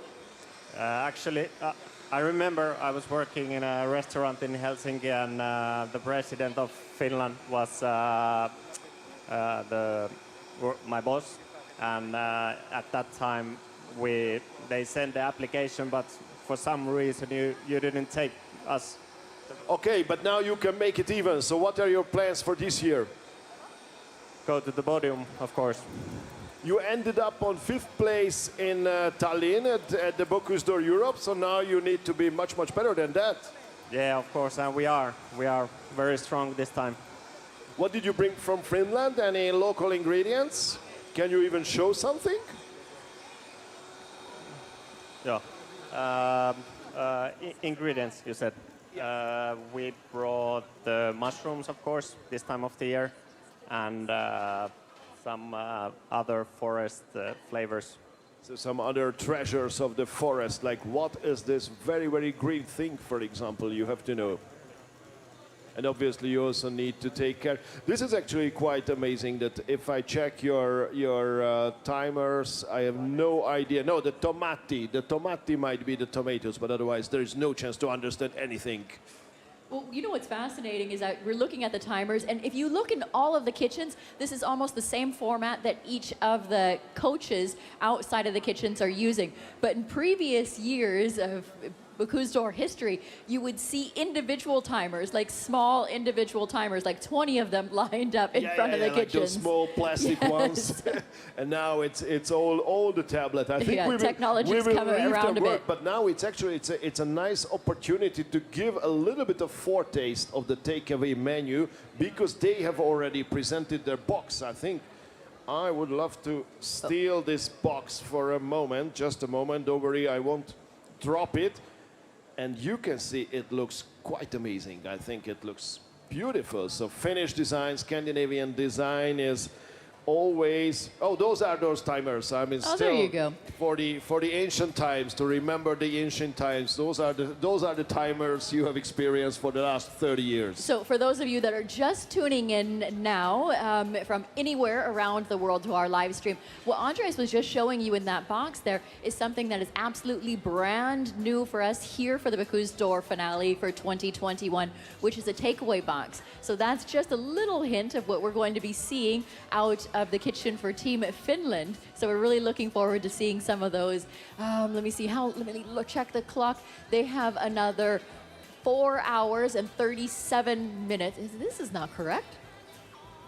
Oh, So maybe I cannot. It's 5 hours and 12 minutes for the platter. meat platter. So No, they it's have true. started like So they 27 minutes ago. So it's true. They still have another 4 hours and 37 minutes until we see their takeaway box. But they also will need to do a lot of work, since for the takeaway you need to present 3 dishes for each team member. So you need to put in every single box 3 dishes. It's a 3 courses meal. It's a lunchbox. It's an amazing lunchbox that is dominated by tomato. And that tomato needs to be there visually also, but also it needs to dominate the taste. So you cannot hide it. You cannot somehow put something on top that you don't recognize it. No, even in the dessert, it needs to play a dominant role. And for the main dish, you are allowed to use the black tiger prawn. Fantastic. So we're really looking forward to seeing those. In the meantime, let's go ahead. And I know it's getting really crowded over here. I want to see the next kitchen, but before we go over there to introduce the next team... We should ask the TV studio, I think. Yes. Good morning, Michelle. Are you over there in the TV studio? How are you feeling? Bonjour, Michel Salaminski. Thank you so much. Yes, I missed am here. you. A little bit of trouble getting here this morning, quite a lot of traffic, but I have a very, very interesting guest who we saw already yesterday, who's come back today, because he has so much to tell us. His name is Emmanuel Bernard, and he's the president of the beef section of Interbev. Now, Interbev is an organization that is in charge of what we call the label rouge, the red label in French, which is a guarantee of quality. We're going to do most of this interview in French because label rouge is really, first of all, French meat and a specific number of specifications to mean that you get the best meat to the restaurant or to the consumer. So maybe I'll let him just, in a nutshell, because it could inspire other countries, tell us a little bit about what label rouge means for meat. And it's important to know that he himself is a cattle farmer, that he raises the beef, and so he's at the beginning of the chain, and we're going to talk about the whole chain. Please, tell us what is label rouge. Alors, le label est un signe vraiment distinctif pour la filière française en viande bovine. Et il commence évidemment, comme on l'a dit hier, même chez les éleveurs. Mais c'est une garantie tout au long de la filière. Avec dans l'enjeu après l'abattoir un acteur important qui est le boucher. Parce qu'en fait, depuis la production, on a un cahier des charges, mais le cahier des charges, il va jusque sur la table du restaurateur, par exemple. Et ça, c'est toutes ces conditions d'alimentation, de bien-être animal, de transport, d'abattage, de maturation. Et la maturation, on sait très bien que c'est hyper important au niveau de la viande. Et ensuite, tout ça, avec le métier du boucher, fait qu'on a un produit d'exception pour le consommateur. Okay, so he's telling us it's an entire chain that goes from the way that the animal is raised. That includes animal well-being, very important today in sustainable development, very also important for the quality of the meat, what the animal is fed, and the entire chain, how the animal is transported, how the animal is slaughtered, and how it goes to the butchers before getting to the restaurant. And I think today yesterday he talked about his part of the business, upstream. He talked about also how the animal is controlled to make sure that it's been slaughtered in the right way, taking care of it not being mistreated. I think today you really want to talk about the butcher, because he's the last person who gets to touch the meat before it goes to the restaurateur or to the person at home. Régis Marcon, the great chef yesterday, talked about the piece of meat that you're supplying here, which is a paleron in French, which is a piece of stew meat, rather a hard piece of meat with nerves and fat in it. And if the butcher doesn't do a good job, the restaurateur has a problem. So talk to us about the essential role of the butcher. Oui.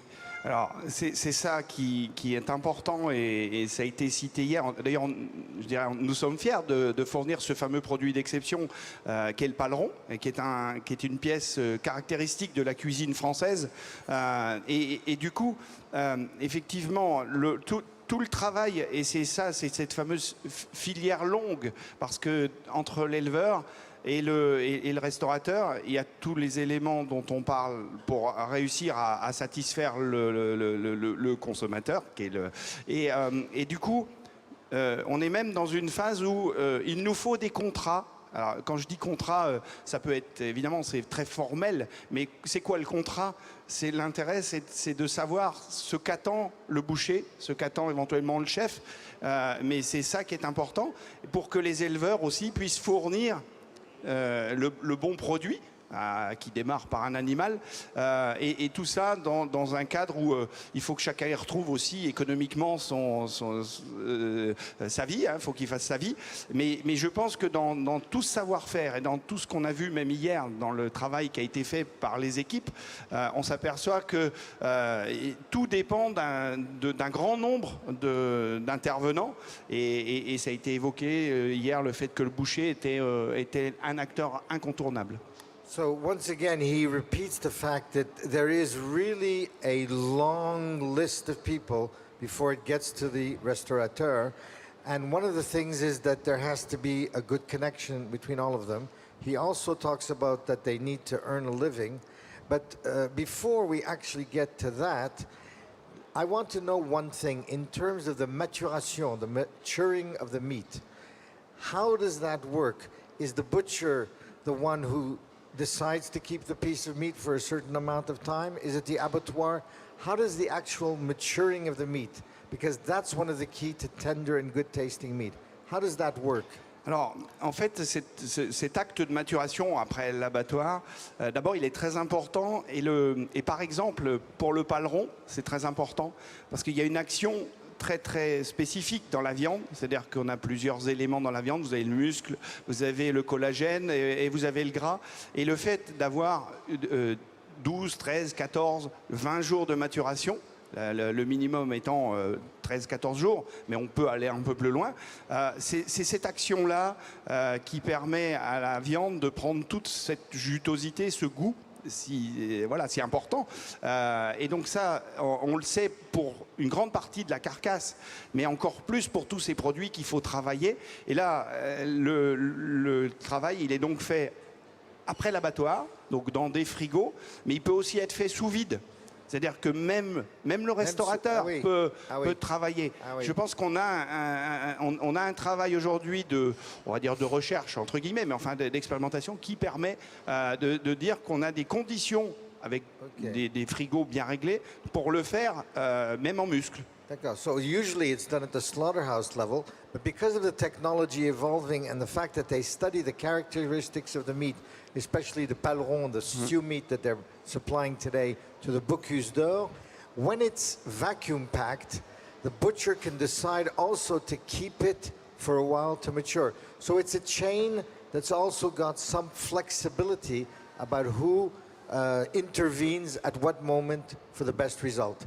Alors vous avez parlé d'une chose importante, parce que tout ça, ce sont des métiers. Hein? Il faut gagner sa vie. You talked about something that's very important. These are professions. People have to earn a living.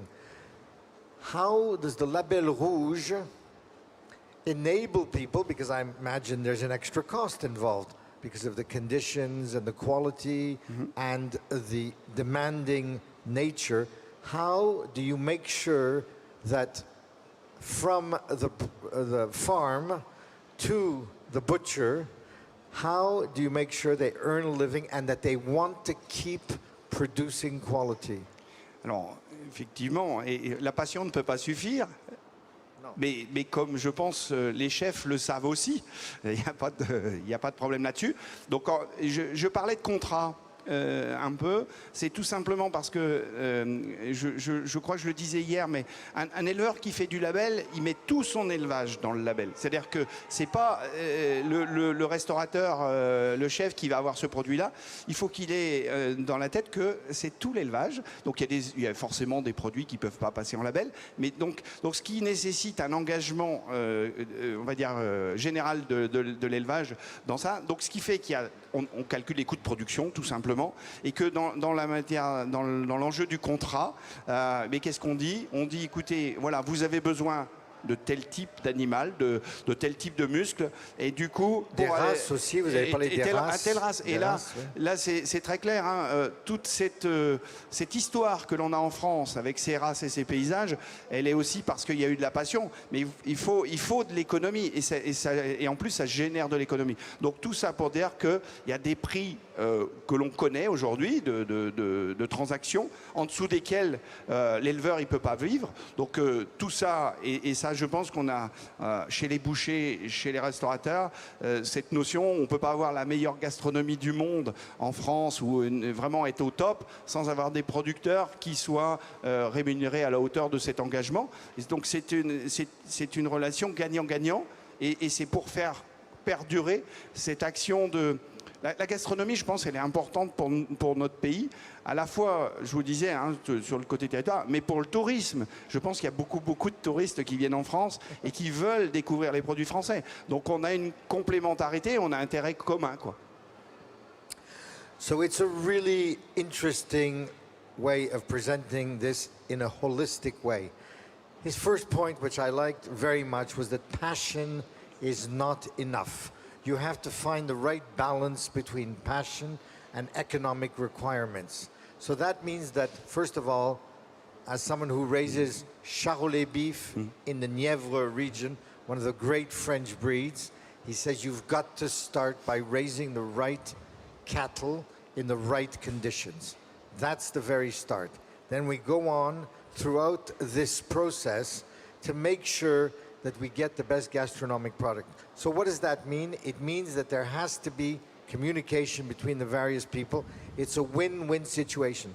But he takes it one step further, that a lot of people come from abroad, and as we open up our borders once again after this terrible period, a lot of people come to France for the gastronomy, to eat well, and Label Rouge is not just good for the food business and for France, it goes beyond, because people know if they're having a piece of meat in their meal, that it will be a piece of France, it will be real quality that they expect.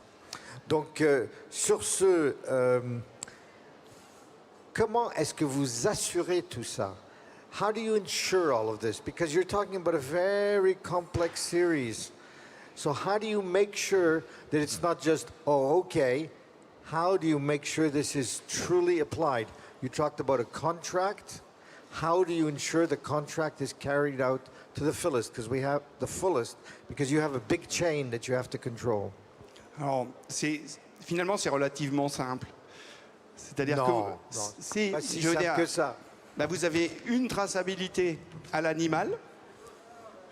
Une des caractéristiques françaises, c'est celle-là. C'est-à-dire que chaque animal a sa pièce d'identité. Donc, et quelquefois, elle a même toute l'histoire. Donc, vous avez un côté très administré, très administratif, qui garantit quand même toute la base, on va dire, à la fois traçabilité sanitaire. Et après, c'est une question de professionnalisme.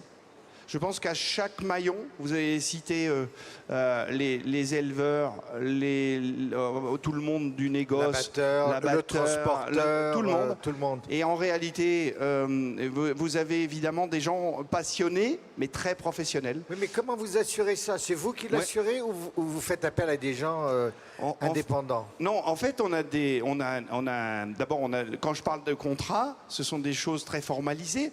Donc il y a ça. Après, je dirais que vous avez soit des gens qui se groupent, parce que pour fournir des marchés un peu importants, vous avez des organisations de producteurs. Mais il faut toujours que le producteur ait en tête la finalité de son produit. C'est très important. Donc c'est savoir... entre pairs, entre personnes qui font le même métier, parce qu'ils savent que s'il y a un mauvais élément, toute la chaîne tombe. Donc, non, mais c'est intéressant parce qu'on avait l'impression jusque-là qu'on parlait d'individus, d'élevage séparés. Donc il y a déjà au niveau, en amont, une organisation, un collectif. Oui, vous avez des organisations d'éleveurs parce que vous avez, encore une fois, même dans la même race, vous avez une saisonnalité. Vous avez, sur le territoire, c'est plus facile quelquefois de pouvoir avoir les animaux à telle époque ou à d'autres époques. Donc il y a toute une organisation. Parce qu'en réalité, le consommateur, il mange tous les jours. Alors pas tous les jours la même chose, mais il mange quand même tous les jours. Et du coup, toute cette organisation-là nécessite effectivement un vrai professionnalisme, mais ne serait-ce que dans tout ce qui est planification. C'est-à-dire qu'effectivement, on n'arrive pas le matin en disant voilà, tiens, j'ai ça à vendre ou j'ai... Non, c'est pas comme ça que ça se passe, quoi. So he said it would be a very simple answer. There's a very simple conclusion, is that people have got to work together. For example, in what he doesn't work alone. He works with other people who try and supply the same quality. So if there's one rotten apple in the barrel, as we say, the whole thing goes down. So there's actually peer pressure to maintain the right quality.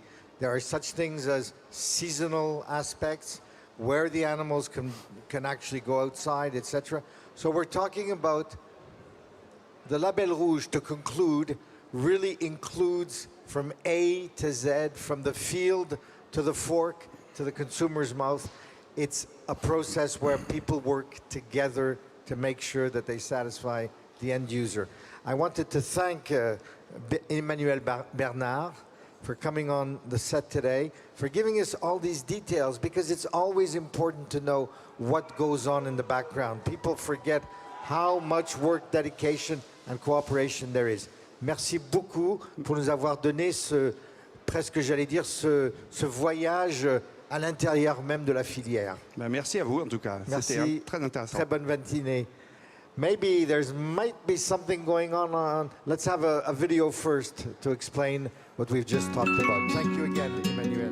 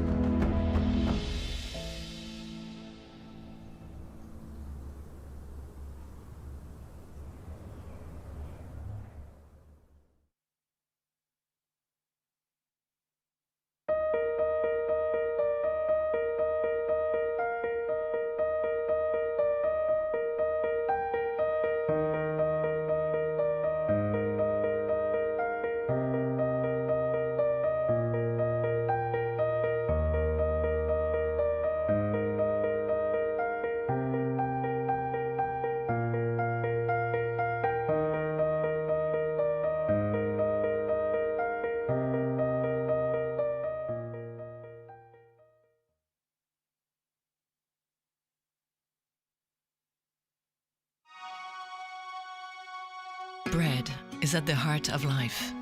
All over the world, it's part of our cultural heritage, and every country has its own lively and unique bakery culture that gets passed down from generation to generation. Supporting and sharing bakery cultures worldwide. That's Bridor's mission. Bridor, share the bakery cultures of the world. We know what you're made of. The passion that drives you. We love your creativity, energy, taste, commitment, and teamwork. We're back together. And San Pellegrino is honored to stand by you. Wherever you are now, wherever your journey takes you, always supporting your talent. San Pellegrino supports restaurants.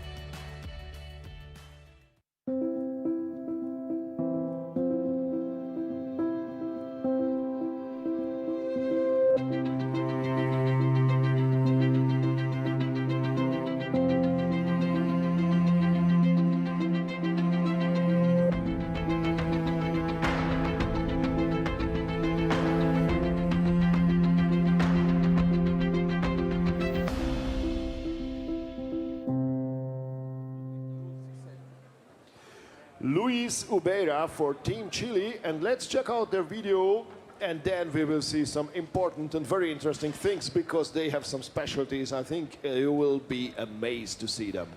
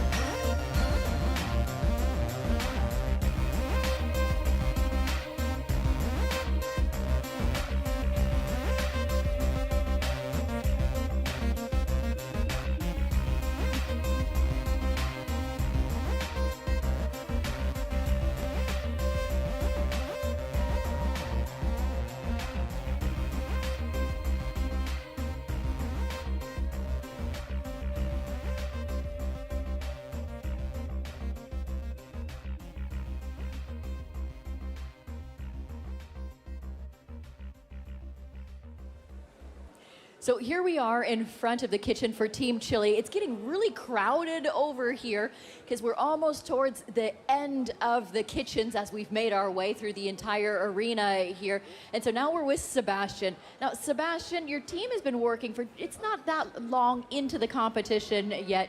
What can we see throughout the day with your team for Team Chile? Well, we are working here in Lyon for 3 weeks. So now is the day, the important day, and we are prepared. The idea of this contest is to increase the level little by little and start seeing big teams and big chefs like you are here in stage. So we are calm and we are enjoying and doing what we prepare to do. And I think even though Chile is quite a new addition to the Bocuse family, they got the appetite when they first entered the finals 2015, and they have never missed any single one till then. So it's like it's your 4th time already. Is it like a progress you see in Chile, like they are getting better and better with the competition, or it's what are your expectations for this year? Oh, really, for our association, it's very important to look for talents and to look for young people so we can trespass the acknowledgement. And it's true that we were working for 15 years in the classification in the contest of Mexico to come here, and finally 2013 for first time we have the opportunity to come here to Lyon and participate since 2015, as you well said. So, and then you saw it's pretty good, so you are coming back and back. After that, we have the challenge, we have the opportunity, so we would like to do it better and to come, because it's not easy, because in America, last year we were 13 countries and 5 places only for coming. So you know better than I that this is a thing of discipline, of studying, of working, and we try to do our best to show respect to all the other countries and to Monsieur Paul, of course.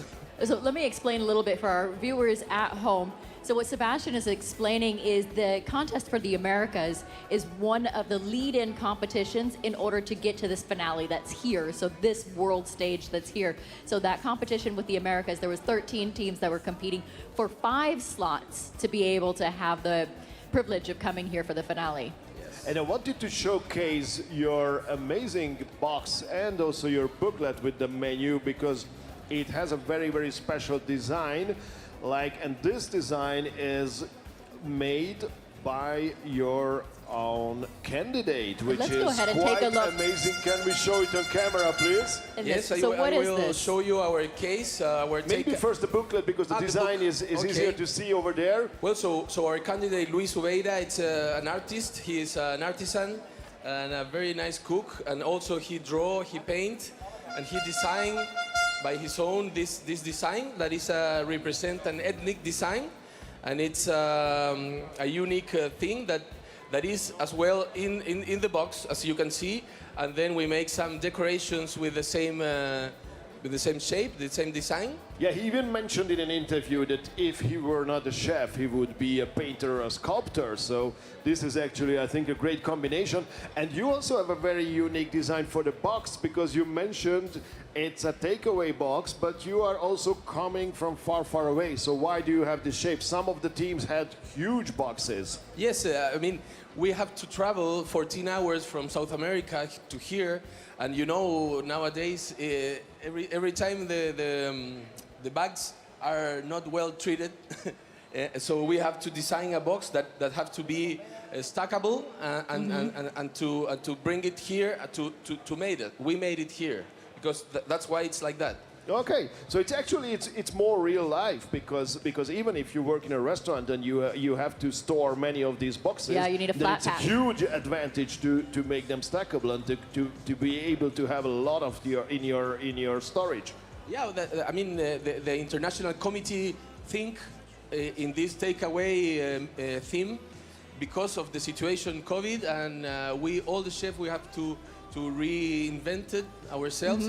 And we would like to make a real thing, because this box finally, it's a work that we will give to our sponsor. That it's a company that they sell food and they support us, but we create these things for them. So they will this actually box use it. Okay.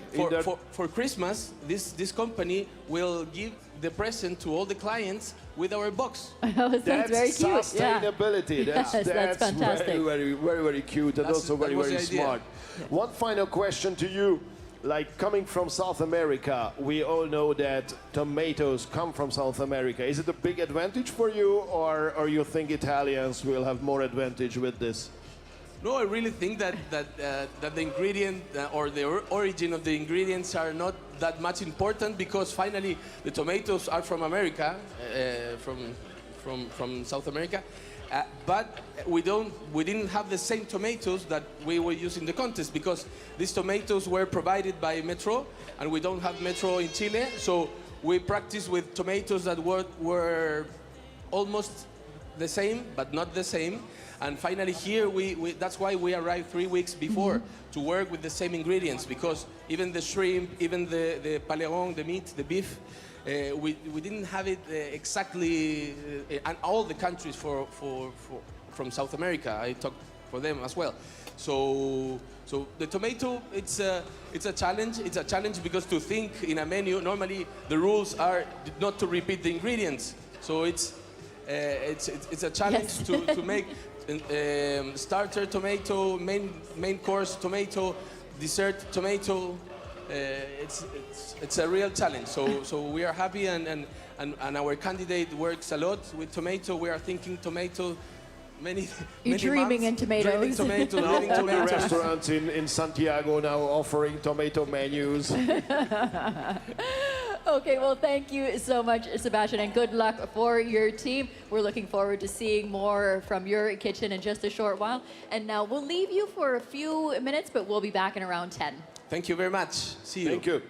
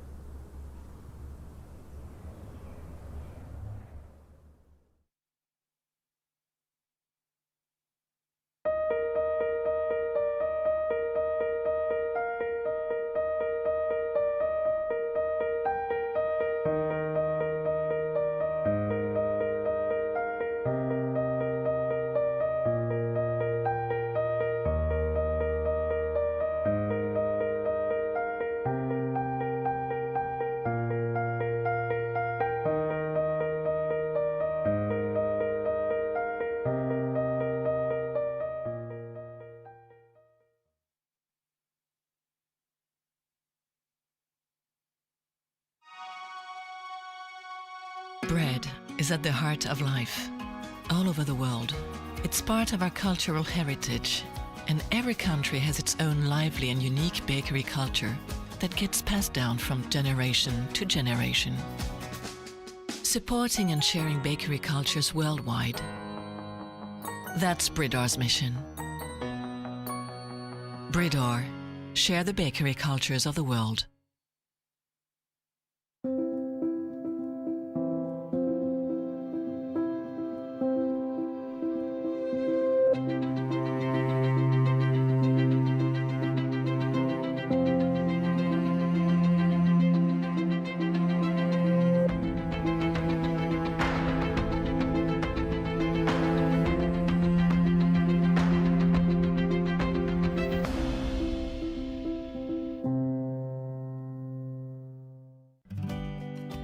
We know what you're made of.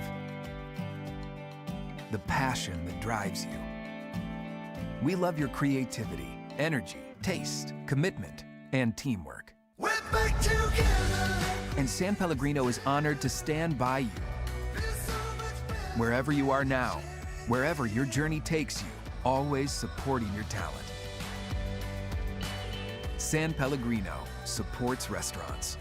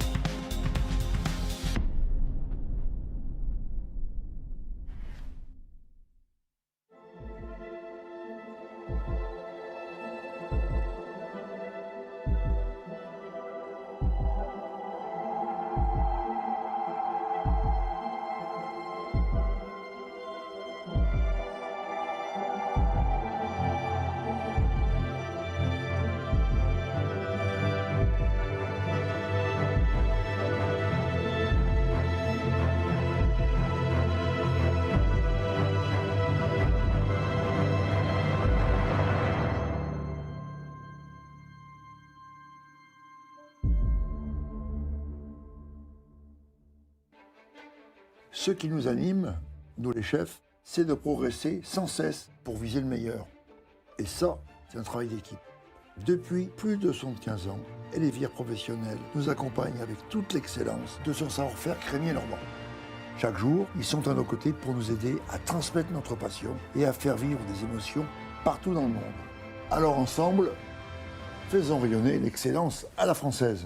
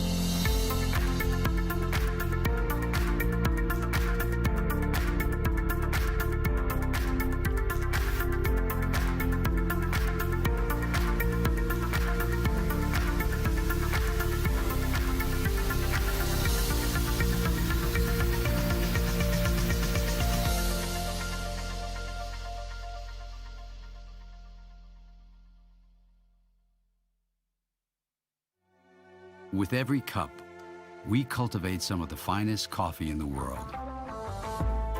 With every cup, we elevate every coffee moment into a movement, protecting what's precious to ensure exceptional quality. Growing new beginnings, creating infinite possibilities. Because with every cup, precious coffee preserves the beauty of our world. Nespresso, what else?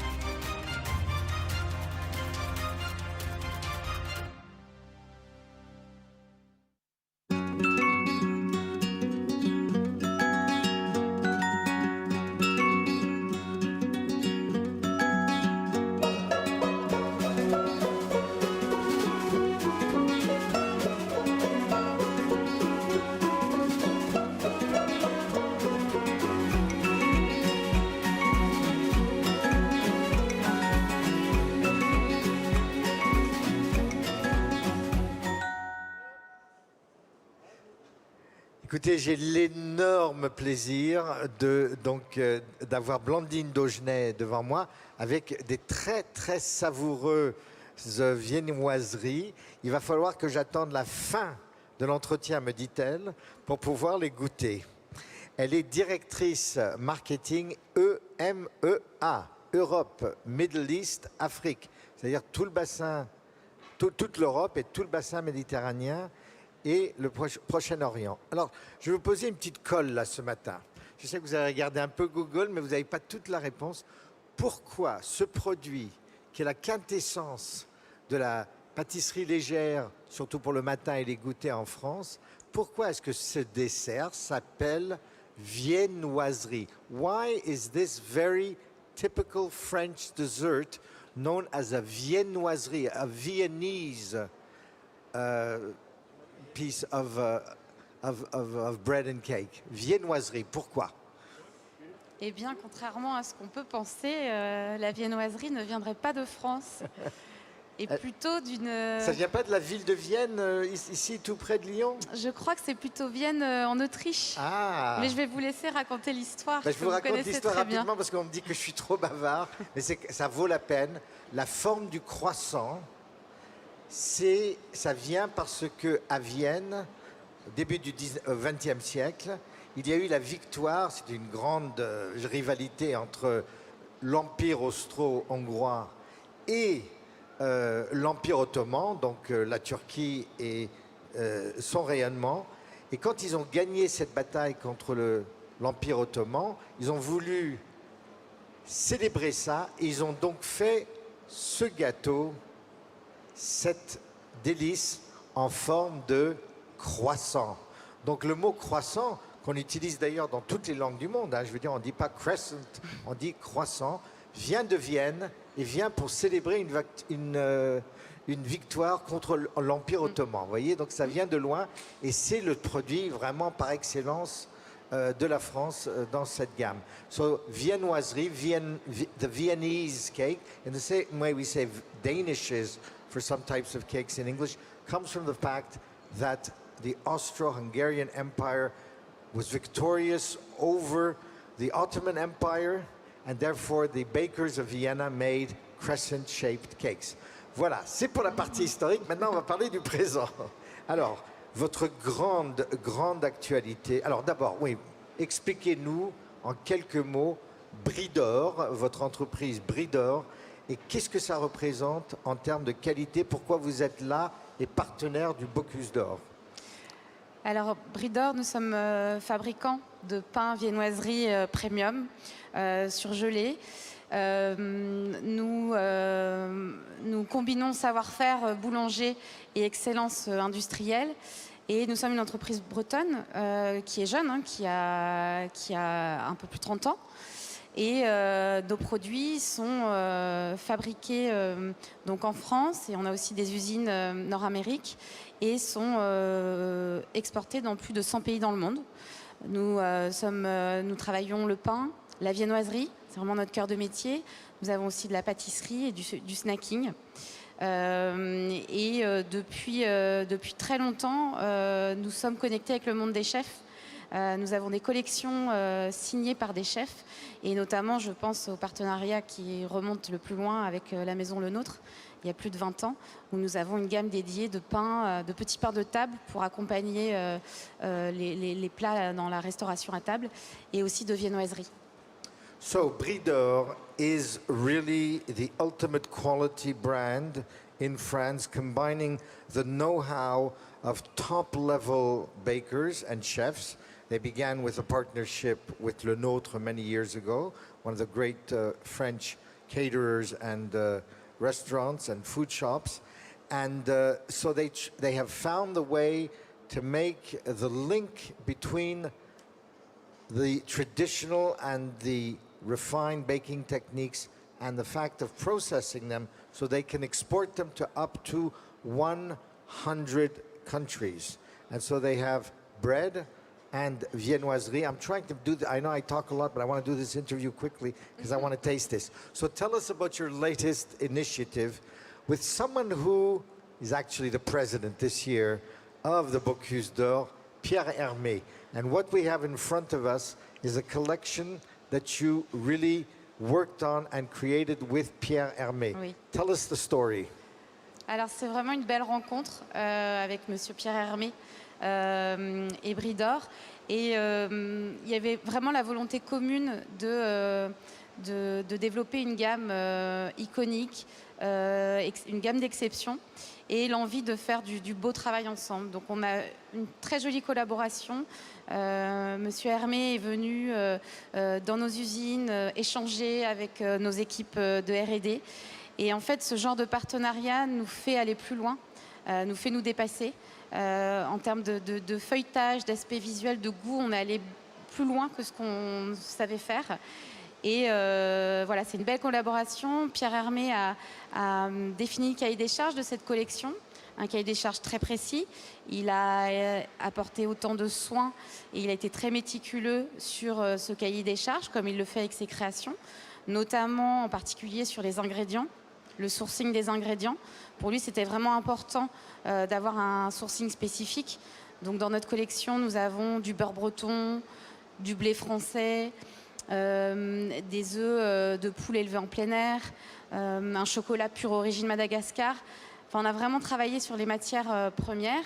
Et puis, bien sûr, après l'exploit, c'est comment fabriquer à l'échelle industrielle ces produits et avoir un visuel aussi qualitatif avec un beau feuilletage. Et le CIRA, aujourd'hui, c'est l'occasion, et le Bocuse d'Or, de rencontrer des chefs, de rencontrer des clients existants ou des nouveaux clients. Et voilà, on a fait beaucoup de dégustations là, depuis le début du CIRA. Et en fait, le goût parle. Enfin, je sais que vous avez hâte de les goûter. Non, mais j'ai envie surtout de déguster. Voilà, je vous laisserai l'assiette. Ça marche.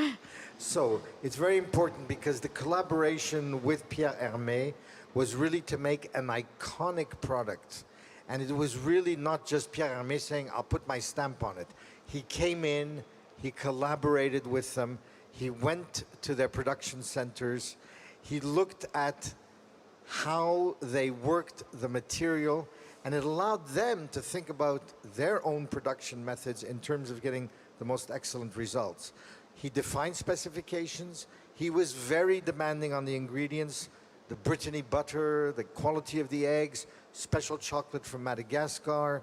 And then the challenge, once we had all of the recipe and the techniques together, is how do you go from what is usually an artisanal gesture to making sure that the industrial process reproduces it as accurately and as well as possible to get that incredible visual aspect already.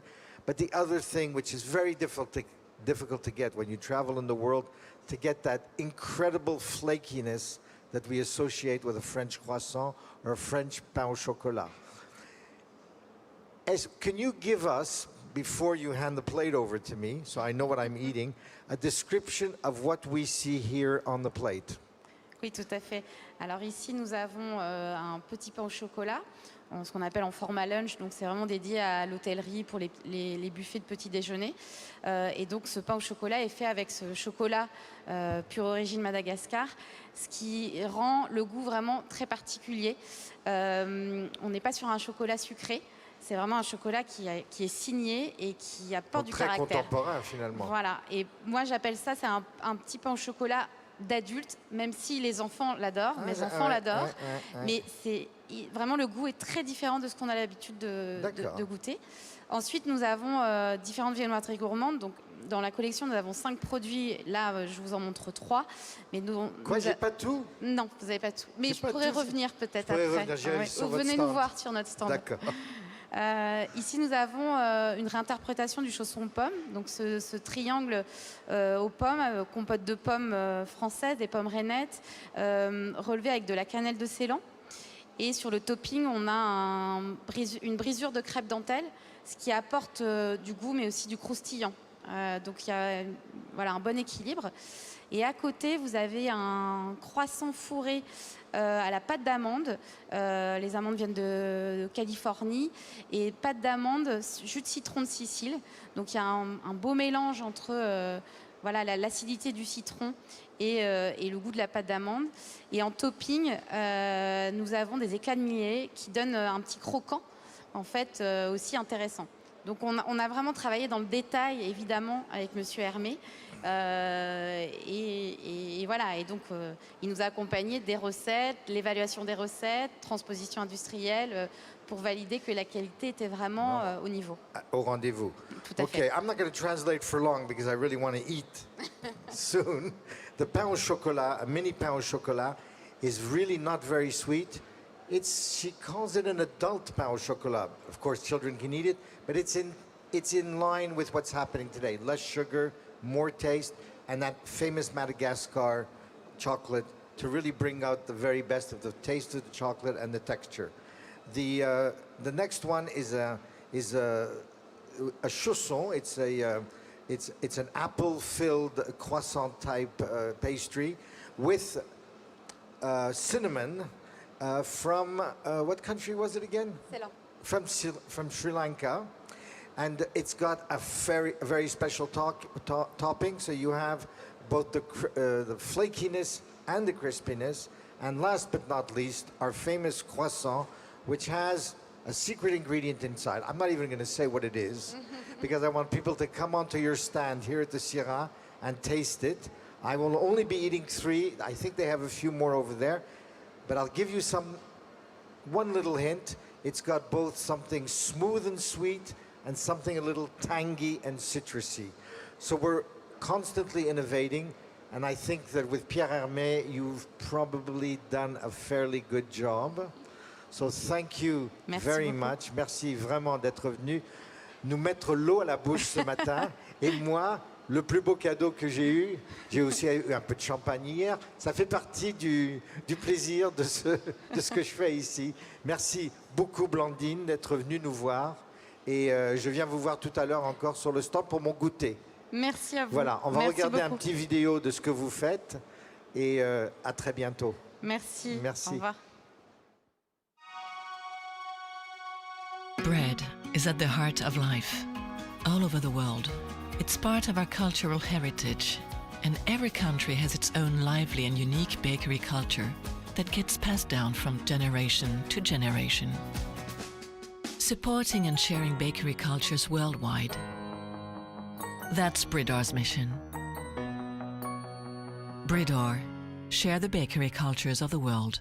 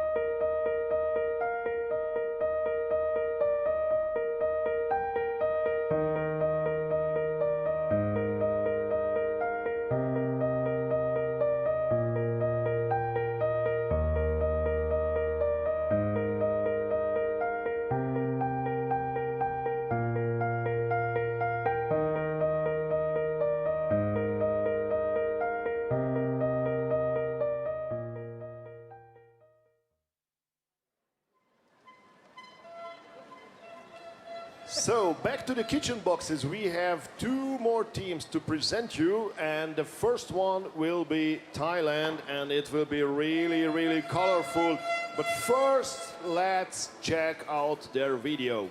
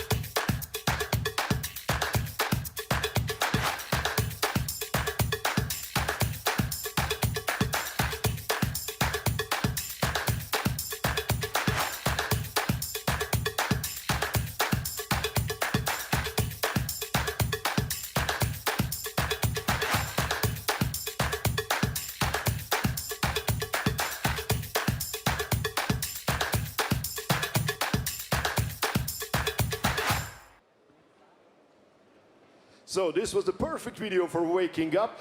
And as I showed you this picture before presenting the team, I think let's make a guess. What dish is this on the photo? You see the chilies, you see the bird's eye chili, the galanga, the kaffir lime leaves, the coriander. So is it the starter? Is it the main dish? No. It's the dessert. What else? What else? We are in Thailand. So this is, I think, something really unique with these ingredients. A dessert. And here we have the team of Thailand. You're actually making people think like, oh, okay, we're going to eat coriander and lemongrass for dessert. Like we wake up in Thailand and just start pounding chilies. We don't even need coffee anymore. We just wake up, have a couple of chilies, and then we're good to go. I bet you have also a toothpaste with chili or galangar or whatever. I'm pretty sure it's available there. I wouldn't be surprised, actually. So, I think I will leave you with the pronunciation of the names because I don't want to hurt any feelings So here. we have with us our candidate, and I'm even going to try because the names in Thai are incredibly difficult. So we have Panuwat. Panuwit Khao Keo. Panuwit Khao Khao Keo. Keo, which means white glass. What is it? White glass. White glass. Okay, we had a glacier for the French team. Now we have a white glass. White so glass. it's like yes. it's a friendship made in heaven. You should meet the guy. It's more like a drinking glass, though. Ah, okay. Okay, and so our kami is Thanatip Piyakampum. Piyakampum. And coach, please help us say your My name. name is Jatuporn Jungmisuk. Okay, and so now an important thing for all of these very complicated Thai names, though, is everyone in Thailand, from when they're very, very young, they get a chulen, which is like a small nickname. So it's always a shortened name. So the candidate, what is his chulen? Pho. Pho. Yes. Oh, okay. โฟแปลว่าอะไร Folk, like guitar folk song. Oh, like folk songs. Ah, so does he play the guitar? Yeah, he played guitar too. Oh, okay. Oh, we have a very multifaceted candidate here. So tell us, what did you bring? I see that in the video, you're speaking a lot about the Thai hom mali. Chai. I'm sorry. This time I try to put our rice, but in Thailand we call khao hom mali. In English name is jasmine rice. So because of we believe that in Thai or in Asian, not only in Thai, we like to eat a lot of rice, not a flour like Europe. That's the staple. This is the main thing that we use. We put in the main component, and the other things is that we bring this a Thai herb, a chili, lemongrass, kaffir lime leaf, and a lot of Thai herb, a lot of Thai ingredients. And I bring one of the ingredients is the chocolate. We grew up chocolate in Thailand, south of Thailand in Prachuap Khiri-Khan, and we made a chocolate, a homemade under the name of Gad Coco. So it's a bean to bar, or how do you make? Okay. The taste and the taste is quite different from Europe or American, but we get a lot of fruity. We have a little bit of sour from the chocolate. So we bring the chocolate to make as ingredients of the dessert for takeaway. That's a fascinating thing. So Thailand is also in the cacao belt. So they can grow, it's the right climate and the right terroir, basically. And so any of the chocolate would obviously taste very, very different. So it's fascinating to have it there. And then so now we go back to the jasmine rice. Because jasmine rice, it's a fascinating scent. So that scent that you smell when you're cooking jasmine rice is one of my favorite aromatic scents in the world. So also let's find a rice cooker just with your nose. I probably could. But I'm pretty sure. There's also like other aromas that are very reminiscent of jasmine rice. Like when you think of vanilla or pandan, all of them have the same kind of character scent to it. And for me, it's just one of the best things. I would wear it myself instead of a perfume. That sounds actually pretty well. Like maybe next year or 2 years you will present your own perfume set with jasmine rice. Yes, exactly. With a touch of chili. Yes. Okay, I wanted to ask you about the takeaway theme because in Thailand it's very usual to eat on the street, to get your food packaged. So it might have been an advantage for you because you have the traditions to pack your food, to eat on the street, eat on sitting on chairs, sitting in the park, whatever. So we try to push off any dish from Thai, like a special ingredients, and bring everything in and try to make the menu, which is aromatic but not spicy. Because I know European, they are not eat much spicy, but I just put a little bit of chili and the thing that I can put. We try to promote our ingredients to everybody to understand, to know. I think and we select some of the dish, a special dish we call masaman. I think you should know masaman. The masaman curry, oh yeah. Yes, so masaman is more of a southern Thai kind of dish. Same like satay, but I use that kind of sauce to make lagu. Make a what? Lagu. Ragu. Oh. The one of the dish that we. Oh, interesting. So a masaman Is it for the takeaway ragu. or is it for the beef? Oh, for the beef. Oh, for the beef, okay. Masaman is usually with beef. Yes. Now, it would have surprised me if it was, but we just If all of a started to sudden we talk had about the takeaway meal, that's why I asked. We to had be the sure. pork Yeah, that yeah. was cut out of the The beef. pork of the beef. Okay, that's super fascinating. So now as we're talking about the takeaway theme, I really look forward to seeing the Thailand box, because when you bring food home, like you can go out to the top of the road to buy your food, to bring it back home, it's always given to you in a bag in Thailand. It's never in a box, it's always in a bag. Okay, so maybe we will see. No, it's not allowed to use plastic bags, so we surely won't see any. But maybe there is the opportunity. Oh yes, is it bamboo? It's kind of wood, and this one is a bamboo. Okay, beautiful. Let me show the camera. So, look at this. Stay tuned. It's so beautiful. Stay tuned because it looks really incredible. Normally in Thai we don't use the box, but we use this to wrap something, to wrap everything. So we create this one in on top of the box to cover. That's really beautiful, and so it closely collaborates with the artisans in a small village in the Trang province. That's really nice to actually, we'll be able to see a little bit from Thailand as well in the boxes, and it's very unique for them to bring a little piece of them all the way here to Lyon. So thank you so much and good luck for Thailand. Thank you. Okay. I'm Chok pretty ki sureนะคะ. it will be amazing. And now let's get over to the next box where the team is very dear to my heart because it's my home team. This will be Team Hungary, Magyarország. First, the video, please.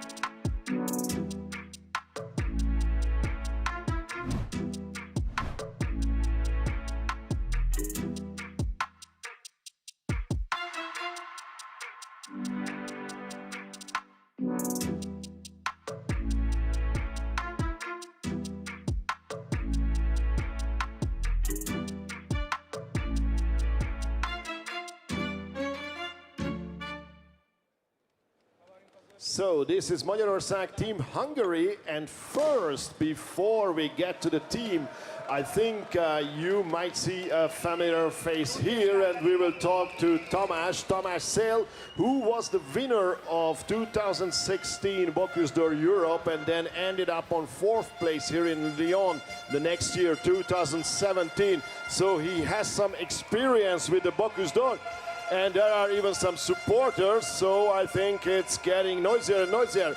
Excuse me, Tamás, bocsánat. So, could you please introduce a little bit the team and tell us about your plans here? What are you preparing here? What is specific Hungarian? Look, we have an awesome competitor, István Veres, and an awesome Komi, Bence Molnár. And I think I'm really pleased with us because I think they are really, really prepared. They are ready, competing. I really like the boxes. It is really, really important, the nice kitchen method and the cleaning and everything. And yeah, we are on the difficult part because now we need a third hand for István because he cooks really, really a lot of things in the meantime. Okay, and you mentioned the word earlier that we need to teach the word. Dereje, what is it? What is it about? Dereje. I'm sure if you ask me, everyone knows well around the world what is the ravioli or the tortellini or capatelli. Dereje is a really traditional, many hundreds years old traditional dishes. Like the ravioli. This is a fresh pasta that means some filling. It can be sweet or salty. It's or the is gonna be the What's main the course. filling this time? Of course, the shrimp. The shrimp. Yes, this is going to be in the tomato dishes. This is the main Okay. course. Any other specific, very special Hungarian products that you brought with us? Of course, we use really interesting Hungarian vinegar and wines, of course. And at the moment, just for the cooks for drinking, or also no, the food? only the cooks, of course, and we don't use paprika. Okay, today. that's quite It's special interesting, because paprika is like the #1 spice So in that's Hungary. the one surprise that we're. Yes, it's we're actually we were surprising expecting me this. too. Yes. How dare you disappoint us so greatly here? So no goulash this time. You might know goulash already, but no, this is not only about tomatoes goulash. and the bleed of Okay, beef. I have one question for you, Tomas. So now you came, you got fourth. Like fourth is wow, that's amazing, and at the That's same a time vicious it question. hurts.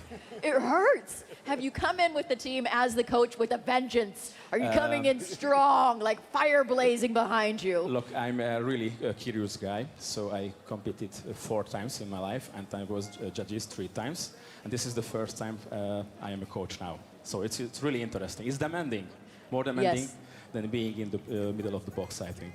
Yeah, you're the one that's whipping them into shape as well. Yeah, but we will solve it.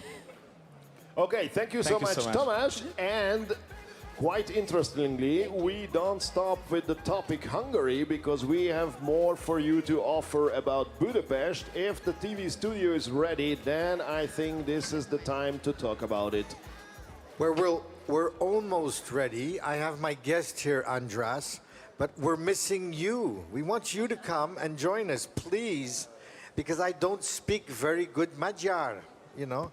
The lady I have in front of me, Yvette Budi, trying to pronounce it as best I can. Oh, no, it was amazing. No. Your pronunciation Was it good? is amazing. Was it good? Absolutely. So absolutely. Yvette Budi is Director of Gastronomy. Good job. Oh, yeah? For the Hungarian Tourism Agency. So I'm going to ask a few naive questions. Yeah, I'm let's do that, so because you help if I me ask, like, you know, expert, I have all the insider knowledge, and then people won't understand what we are talking about. You know, I know only 2 words in Hungarian, kicsi krumpli, small potatoes. So let's be together, small and big potato, and welcome Yvette.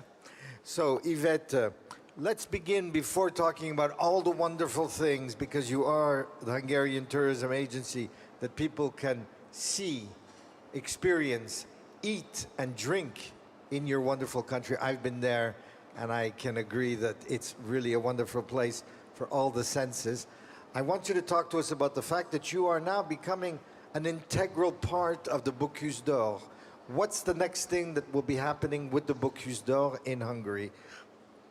First of all, thank you.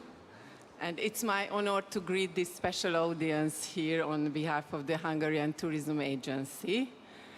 And yes, as you mentioned, after 5 years, Hungary is honored to host the European final competition in Budapest next year. So we are very proud to have this competition again. It will happen actually like in 6 months, so it's not much time. Yes, you are right. In March. Yes, because of the situation we all know, this time is a little bit not that long, but of course we are preparing for that competition. But springtime in Budapest. That's something. Yeah, I mean, that's something you want to experience. Yes. What are the special plans for the organization? What do we want to show the world from Budapest? I don't know if you remember in 2016 on the I do. on the closing speech of Mr. Bocuse has pointed out how nice and how well done was the organization in Budapest. So of course we would like to move one step forward, and I can promise that the program in Hungary going to be somehow, let's say, a breathtaking culinary production. So we are going to do our best again. That's a very interesting point. Before we get on to the wider questions of everything that you as a country offer to the leisure tourist, it's important to see that Monsieur Paul himself said that he wants to come back to Hungary for a professional tourism event. I think that's a very important point. It's not just a place to go and see beautiful sights and experience things, but you've also become a place to go to in terms of professional events. I think that's very important. Yes, thank you for the question. This is right. Hungary is now in a very fortunate position, having achieved a high ratio of vaccination. Very important. Yes, so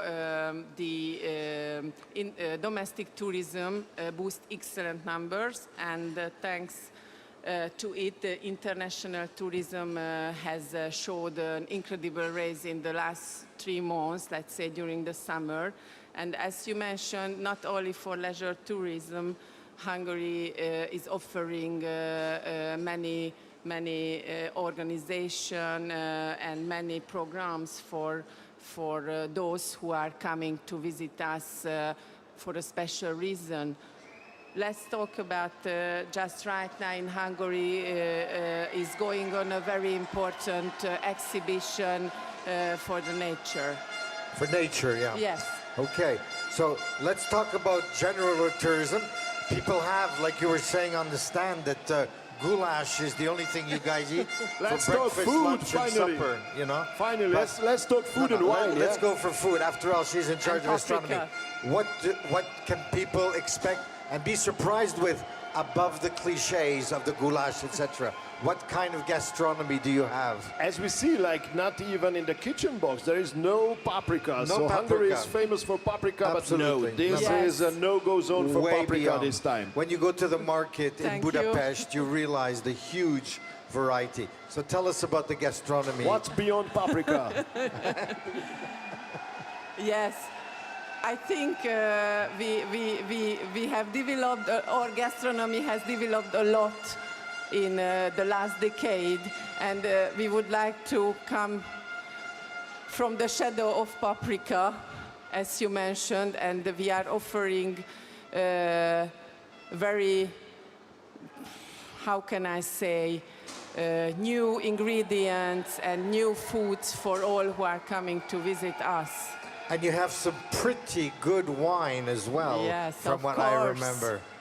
The And- Tokaj, the famous Tokaj, which was the wine of the Tsars. Yeah, but now it's also as a ferment. It also has a dry version, which is quite amazing. Exactly. I think Most now it's people- getting more and more trendy. It's not just a dessert wine. Yeah. Yes, and besides Tokaj Asszú, which is a worldwide famous wine, Hungary has several very nice sweet and dessert trendy wines. We have 6 famous wine regions in Hungary, which really worth to visit. And besides Tokaj, we would like to be on the culinary map of wine and gastronomy also. I'm sure that there's plenty to do. And apart from Budapest, Yes. did I pronounce that okay? Yeah, absolutely. Okay, Okay. good. Apart from Budapest, there's also the entire country. I think people will be amazed. I went outside, just how absolutely beautiful the countryside and the variety of landscapes. There's a lot to do in Hungary.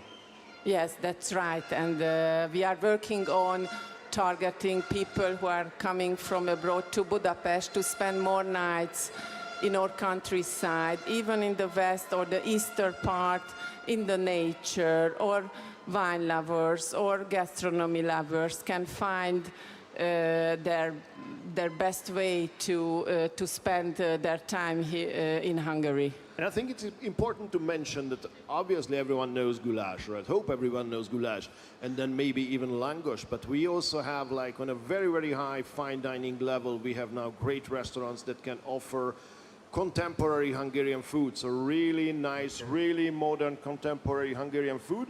Some of them like recreating old dishes, old recipes and elevating them on a fine dining level. Some of them using a totally different framework and choosing the ingredients, what you can find with foraging and make something special. Like, for example, the Hungarian candidate's former restaurant where he achieved a Michelin star was also like, okay, he was in the woods, he was fishing, he was gone, like many things to do. Okay, what do we have here? What does the terroir offer? And then let's create something totally new from that.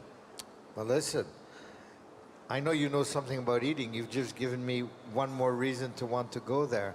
No, but I think, and also the spas, it's a really full experience for the tourist. The beautiful spas, the beautiful architecture, the Art Nouveau.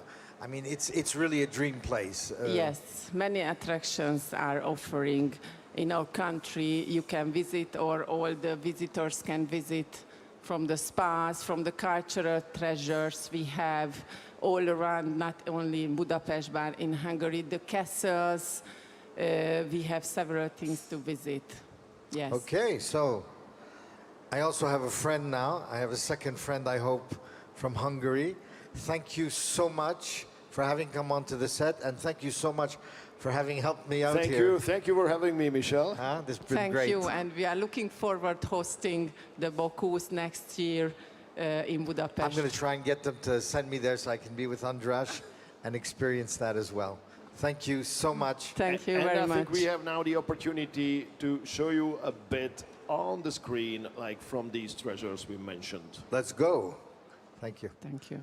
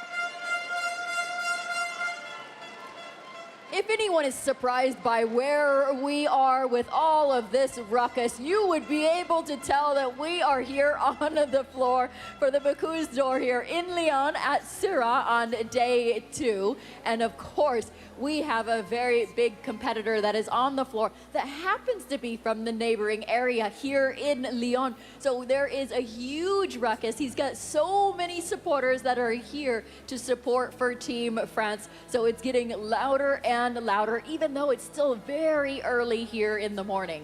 Oh yes, but I think that's right. So this is also the spirit of the Bocuse d'Or. But let's check out what's going on here. So the first team was Estonia. Team Estonia to begin with the cooking. 8 o'clock in the morning, 13 minutes after 8 they have started. And as all the teams, so each team will start like in every 13 minutes there is a new team joining them, and they have 5 hours and 13 minutes to create their dishes for both tests. There are 2 tests, but one of them is completely new. And this is le takeaway, the takeaway menu, practically a nice lunchbox that is a tomato box, because it has a starter of tomato, a main dish of tomato, and a dessert made of tomato. So that sounds like really, really interesting. For the main dish, they can also use the black tiger prawn. So I think it will be quite delicious. And it's the most important rule is it's not just that it has tomato, but tomato needs to be the dominant taste. Yeah, and it's super interesting. So Estonia has been here 4 times at the Bocuse d'Or, but has never once touched the podium. So they still have about 2 hours on the clock before we're going to be seeing their first takeaway box. And in the following kitchen... The following kitchen will be Uruguay and then France in kitchen number 3. Yes, that's them. It's possibly, I think it's also a great idea to show them a little bit on the screen. These are the French people who woke up early, had their croissants and their cappuccinos or café au lait in the morning, and now they are here hungry for success, and they are supporting David Tissot. And they're doing pretty well with this supporting job, I think. I really do think it is about time that France has gotten back on the podium. Oh yes, but we have other teams as well, and they want to win as well. We had yesterday on day 1, we already had 12 fantastic teams, also including the Scandinavians, who are always amazing. But even today, there are some other countries, there are some other teams who are eager to win this competition. So it won't be so easy, French guys, I'm sorry about it, but you have a chance, obviously. So we also have Iceland, Japan, Finland, Chile, Thailand, and Hungary as well. So it will be really, really exciting. And we haven't talked about the second test for today, which is the meat platter, but it is a very special meat platter. Yes, indeed. So we're going to be seeing the meat platters coming out from the kitchens. So how the afternoon is going to work is as soon as we start for the tasting, for the takeaway box, it's going to be about 3 teams in before we start seeing the meat platters come out. So what you're going to notice when you watch inside of the kitchens is that the teams are going to send out their takeaway boxes and immediately turn around and start doing the presentation for the platters. Those platters will be walked in front of the judges, then they'll be brought over to a table where then the teams will go ahead, cut their meat platters open into individual portions and serve those to the judges. The judges are separated out into a takeaway tasting jury and a meat platter tasting jury. And that's so that the teams that were tasting yesterday for day 1 of the Bocuse d'Or will then be able to judge fairly, because they're going to be judging the same line and using all of that, like the same information, so we don't switch the jury members around. I could listen to you like all day long. I think it's not your first time here, is it? So, as Angela mentioned, so they need to work parallel on those dishes, because right 35 minutes after the takeaway box, they need to present the meat platter. And the topic for the meat platter this year is the beef. A label rouge, a red label beef. And also the shoulder blade of a charolais. So it will be very old school. It will be even a tough meat. I mean, like you need to chew. And it will be also very old school techniques that you need to use, because it has to be braised in one piece. It's fantastic. So it's very interesting to see the uniqueness and how different this year's Bocuse d'Or actually is with the takeaway boxes. And there's been this kind of conversation that's been happening throughout the past 2 days about the reality of the situation, that people are saying it's like real cooking. But what we see here is we see a lot of finesse, a lot of beauty, and high technical skill. So they are not even allowed to take juices with them, and this is also quite unique for this year. So whatever they are using, they need to be prepared from scratch. From the early morning, they need to start.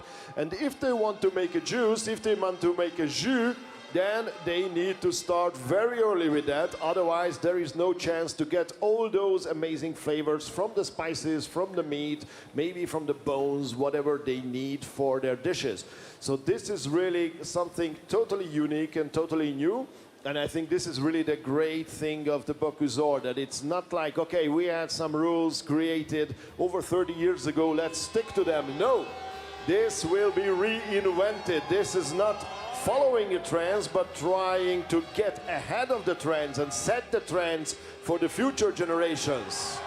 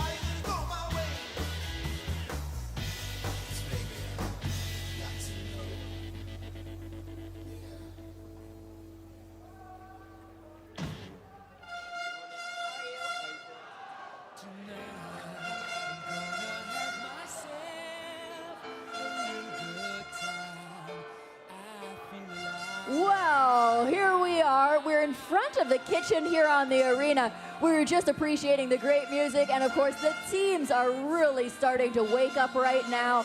They're making a lot of noise, getting ready to participate and cheer on their candidates that they are rooting for. And Philippe Tessier seems to enjoy it a lot, the winner of the Bocuse Silver from 2015. How is the feeling like? I mean, normally you come here and to compete. You normally come here stressed out. You have a lot of jobs to do. But now you also have a lot of jobs to do, but maybe no stress. Yeah, it's a little bit nicer to come with just the opportunity to see the new candidates and all the work they put into the last really 2 years. And so Yeah, I enjoyed much more. Traveling is much easier, you know, less to think about. But you know, the community of chefs here is the thing I look forward to the most. All the chefs we've met from all over the world to be able to come back together again, as Monsieur Paul envisioned, you know, for all of us to be in one place together. So, yeah, it's so much fun to be here and to see the passion and the energy everyone brings. We do miss Team USA, though. Yes, it's unfortunate, you know, they're not here, but I think they made a decision early on to support the chefs in the U.S. and to pause the training for the team. So we look forward to 2023. It's not too far away. Okay. Compared to your own competition 6 years ago, how much has it changed?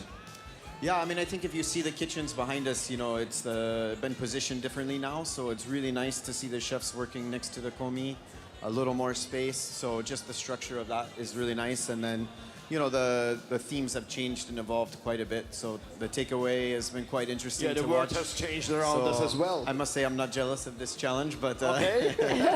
lots of plates, lots of garnishes. But yeah, it continues to evolve. And, you know, a lot of the chefs talking today about just seeing a lot of the countries, you know, are getting better and better each time. So it's great to see. It's incredible because you're saying how the teams are getting better and better. Each time the teams come here, they're getting closer and closer to just touching that podium. And I feel like Team USA has made such incredible headway and had some traction about touching the podium. And it started with you. It was almost like you guys are just so close. And then you got on the podium. You're getting closer and closer to the podium. And then now you're not here this year. You think that you're going to lose a little bit of that momentum, you're going to get that traction back, or you're going to use this time to really excel and get further to come in for 2023? Yeah, it's a good question. I think, you know, for us, it's time to, you know, to pause and reflect. I think a lot of us have done that in life in general over the last 2 years. So, you know, now it's really a chance to think about, like, what do we want? I mean, I always think not just of the next competition, but what does the next 10 years look like? So for me, that's my goal personally, is to bring up some new chefs in the U.S. and to create opportunity for them. It's really about connecting talent to the opportunity and to the chefs that can bring them forward. So yeah, it's a challenge consistently, but we're, I think, excited for the progress we've made. The foundation's there, and now it's about you know, you never stop. You know, it's always like, as soon as you're done, you start again. Yep. So that's always the challenge of the Bocuse d'Or. I don't think we speak about it enough here because we're always so busy with the competition that we don't go back to it, but we do need to be reminded every once in a while that this is about training the next generation. And so when you have a commis in the kitchen, or you have the student from the Institute of Paul Bocuse with you in the kitchen, it's about sharing that knowledge and about training the next generation. Yes, you're working so hard, but then you guys are all here as part of the winners circle as well, that are here to help participate and to give that knowledge to the next team and the next team down. And let's not forget about the audience, like whoever is watching online or here in the Espace Paul Bocuse, because there are so many chefs have mentioned, like, okay, yes, I have decided 10 years ago or 12 years ago that I want to compete for the Bocuse d'Or. So I think it's also for the youngsters, it's a great inspiration for the future. Yeah, I mean, my first time here was in 2013, and I sat in these stands here, and was the first time I saw this competition. And for me, that was the moment that changed everything, because I was just fascinated with the culinary wizardry on display and just the ambiance, and then the patriotism. You don't really understand until you're here how intense it feels. So, was that Richard's year, or? It was. Okay, yeah. yes. So. Yeah, I came for the Dîner de Grand Chef, and we did a dinner with Thomas Keller, and then that was it. I was hooked. You're hooked. And the adrenaline, for all of you that are watching, you cannot imagine how much adrenaline is running through this room in the stands, not just here inside the kitchens. These guys have to be running on adrenaline for 5 hours and 30 minutes, but you can feel it vibrating throughout the entire room. Yeah, it's definitely the the highest high, I guess you could have legally anyways. Okay, thank you so much, Philip. It was lovely chatting with you. Yeah, pleasure. We'll leave you to go on to your duties here. Thank you. Thank you, and yes, be aware what is going on here behind us, because this is part of your job. Maybe we will have the opportunity later on to talk about the job of the kitchen jury, because there are so many professionals here who help to make this competition possible and to make it amazing, like checking out things like sustainability in the kitchen, how they use the products. There are many rules that the teams need to follow, and maybe there are so many minor details that we cannot even mention them.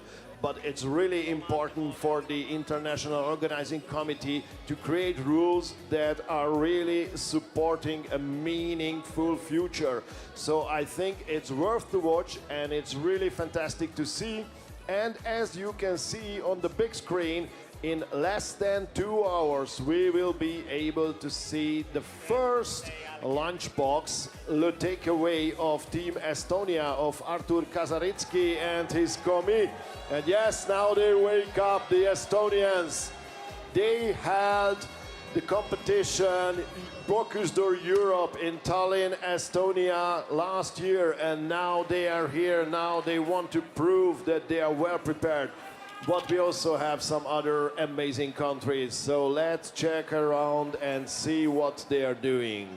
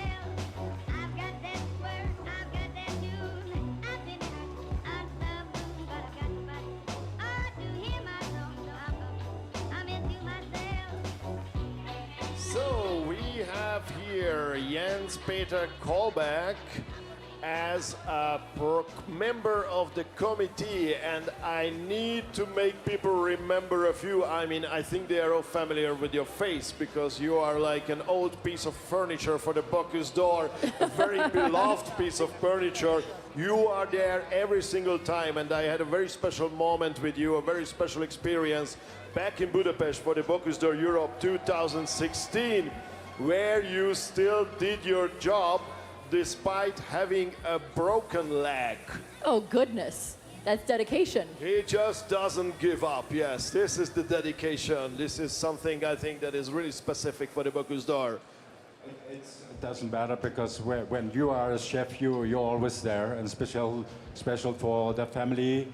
Bocuse d'Or, I have been there since the beginning in '87, so I enjoyed it every time.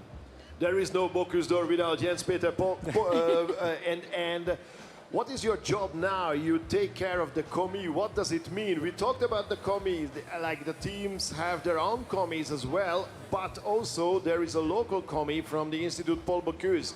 How are they involved into the work? What do you take care of? What do you watch? I am watching how they work together, because you will see a lot of the commis after a few years, they will be the next candidate for the country. And I think it's very important for the candidate to know that they have a commis who can read if you are needing something. It's when you are going to a very important operation and the doctor needs some instrument, there will always be a hand extra for you.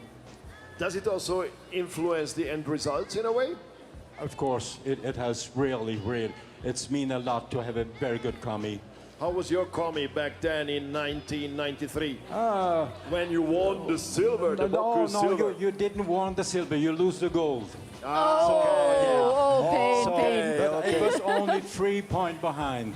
Oh, goodness. That's practically nothing. My commis today, he owns almost 15 restaurants in Copenhagen today, so that's fantastic. very good. I mean, this is also like I think an amazing kind of data. That's a beautiful story. Okay, yes. You might end up being a successful restaurateur if you compete at the Bocuse d'Or, even just as a commis. So and did you see, because there will be obviously, you can give us a name, because there will be, as always, a special prize for the best commis as well. Yeah, I'm not alone, because I'm together with the guy from Sweden, Jonas Lundgren, and we are judging together, so we have to compare after. But you have some favorite already, because I have seen them a lot and follow them. So what are the best skills of a great commis? It's how they're working together, the hygiene, the properly, the clothes, and how they're working. You read on the candidate what he's really need. If you are dirty or spill something, you are always well, always. Okay, thank you so much, Jens Peter Kolbeck, and go back and please take your eyes on those commis, because you need to choose the best one, and I'm pretty sure you will do that. And so they are now also can be like really excited, because it's not just a competition of the best chef, but also the competition of the best commis. Yes. Incredibly important to emphasize these important points. Yes, so thank you so much. We'll let you go back to get back to your job. Thank you, Marcus. Thank you. Thank you.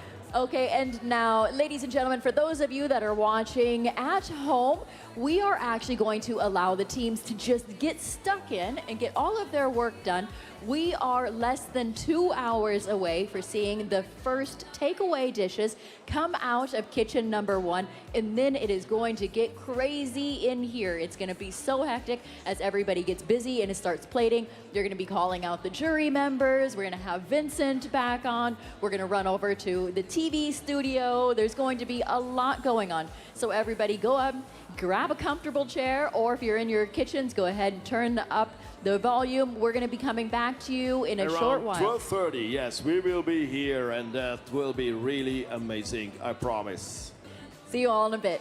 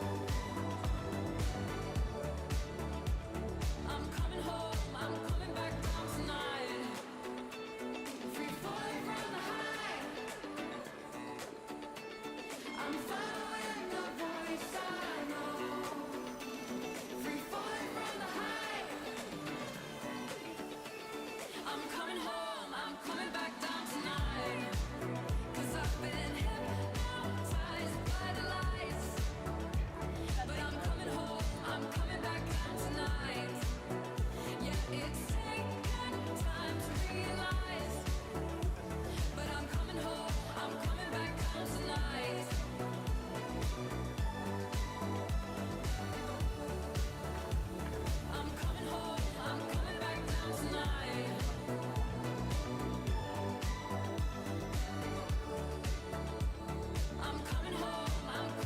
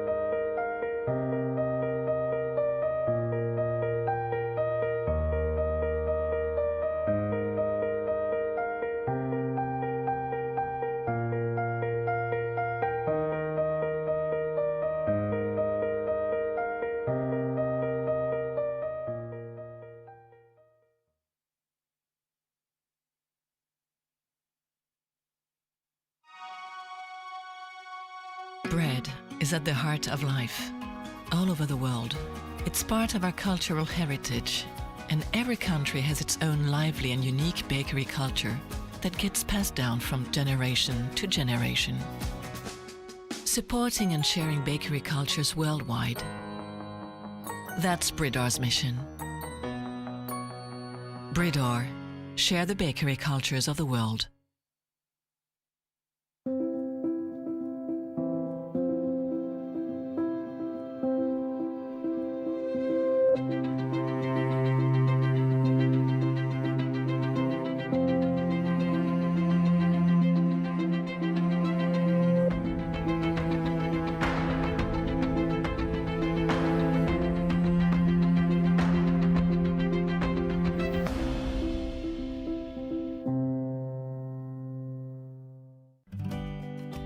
We know what you're made of.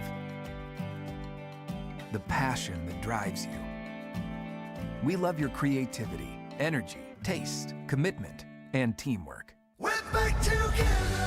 And San Pellegrino is honored to stand by you. Wherever you are now, wherever your journey takes you, always supporting your talent. San Pellegrino supports restaurants.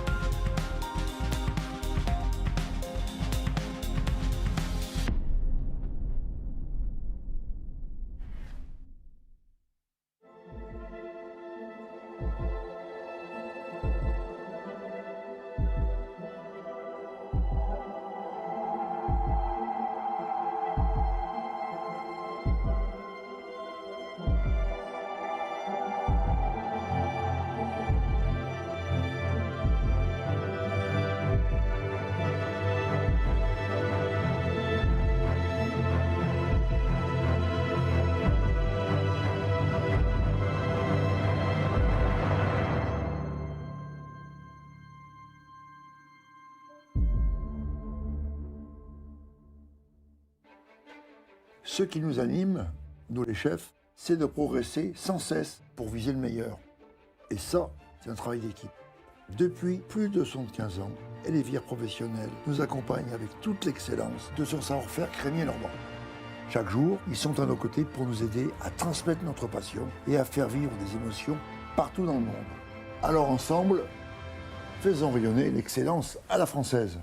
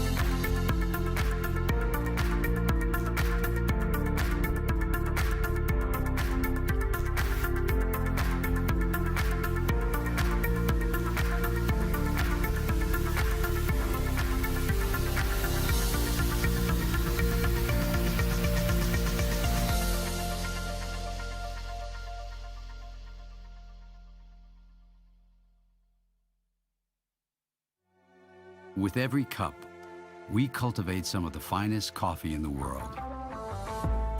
With every cup, we elevate every coffee moment into a movement, protecting what's precious to ensure exceptional quality.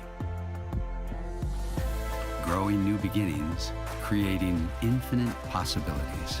Because with every cup, precious coffee preserves the beauty of our world. Nespresso, what else?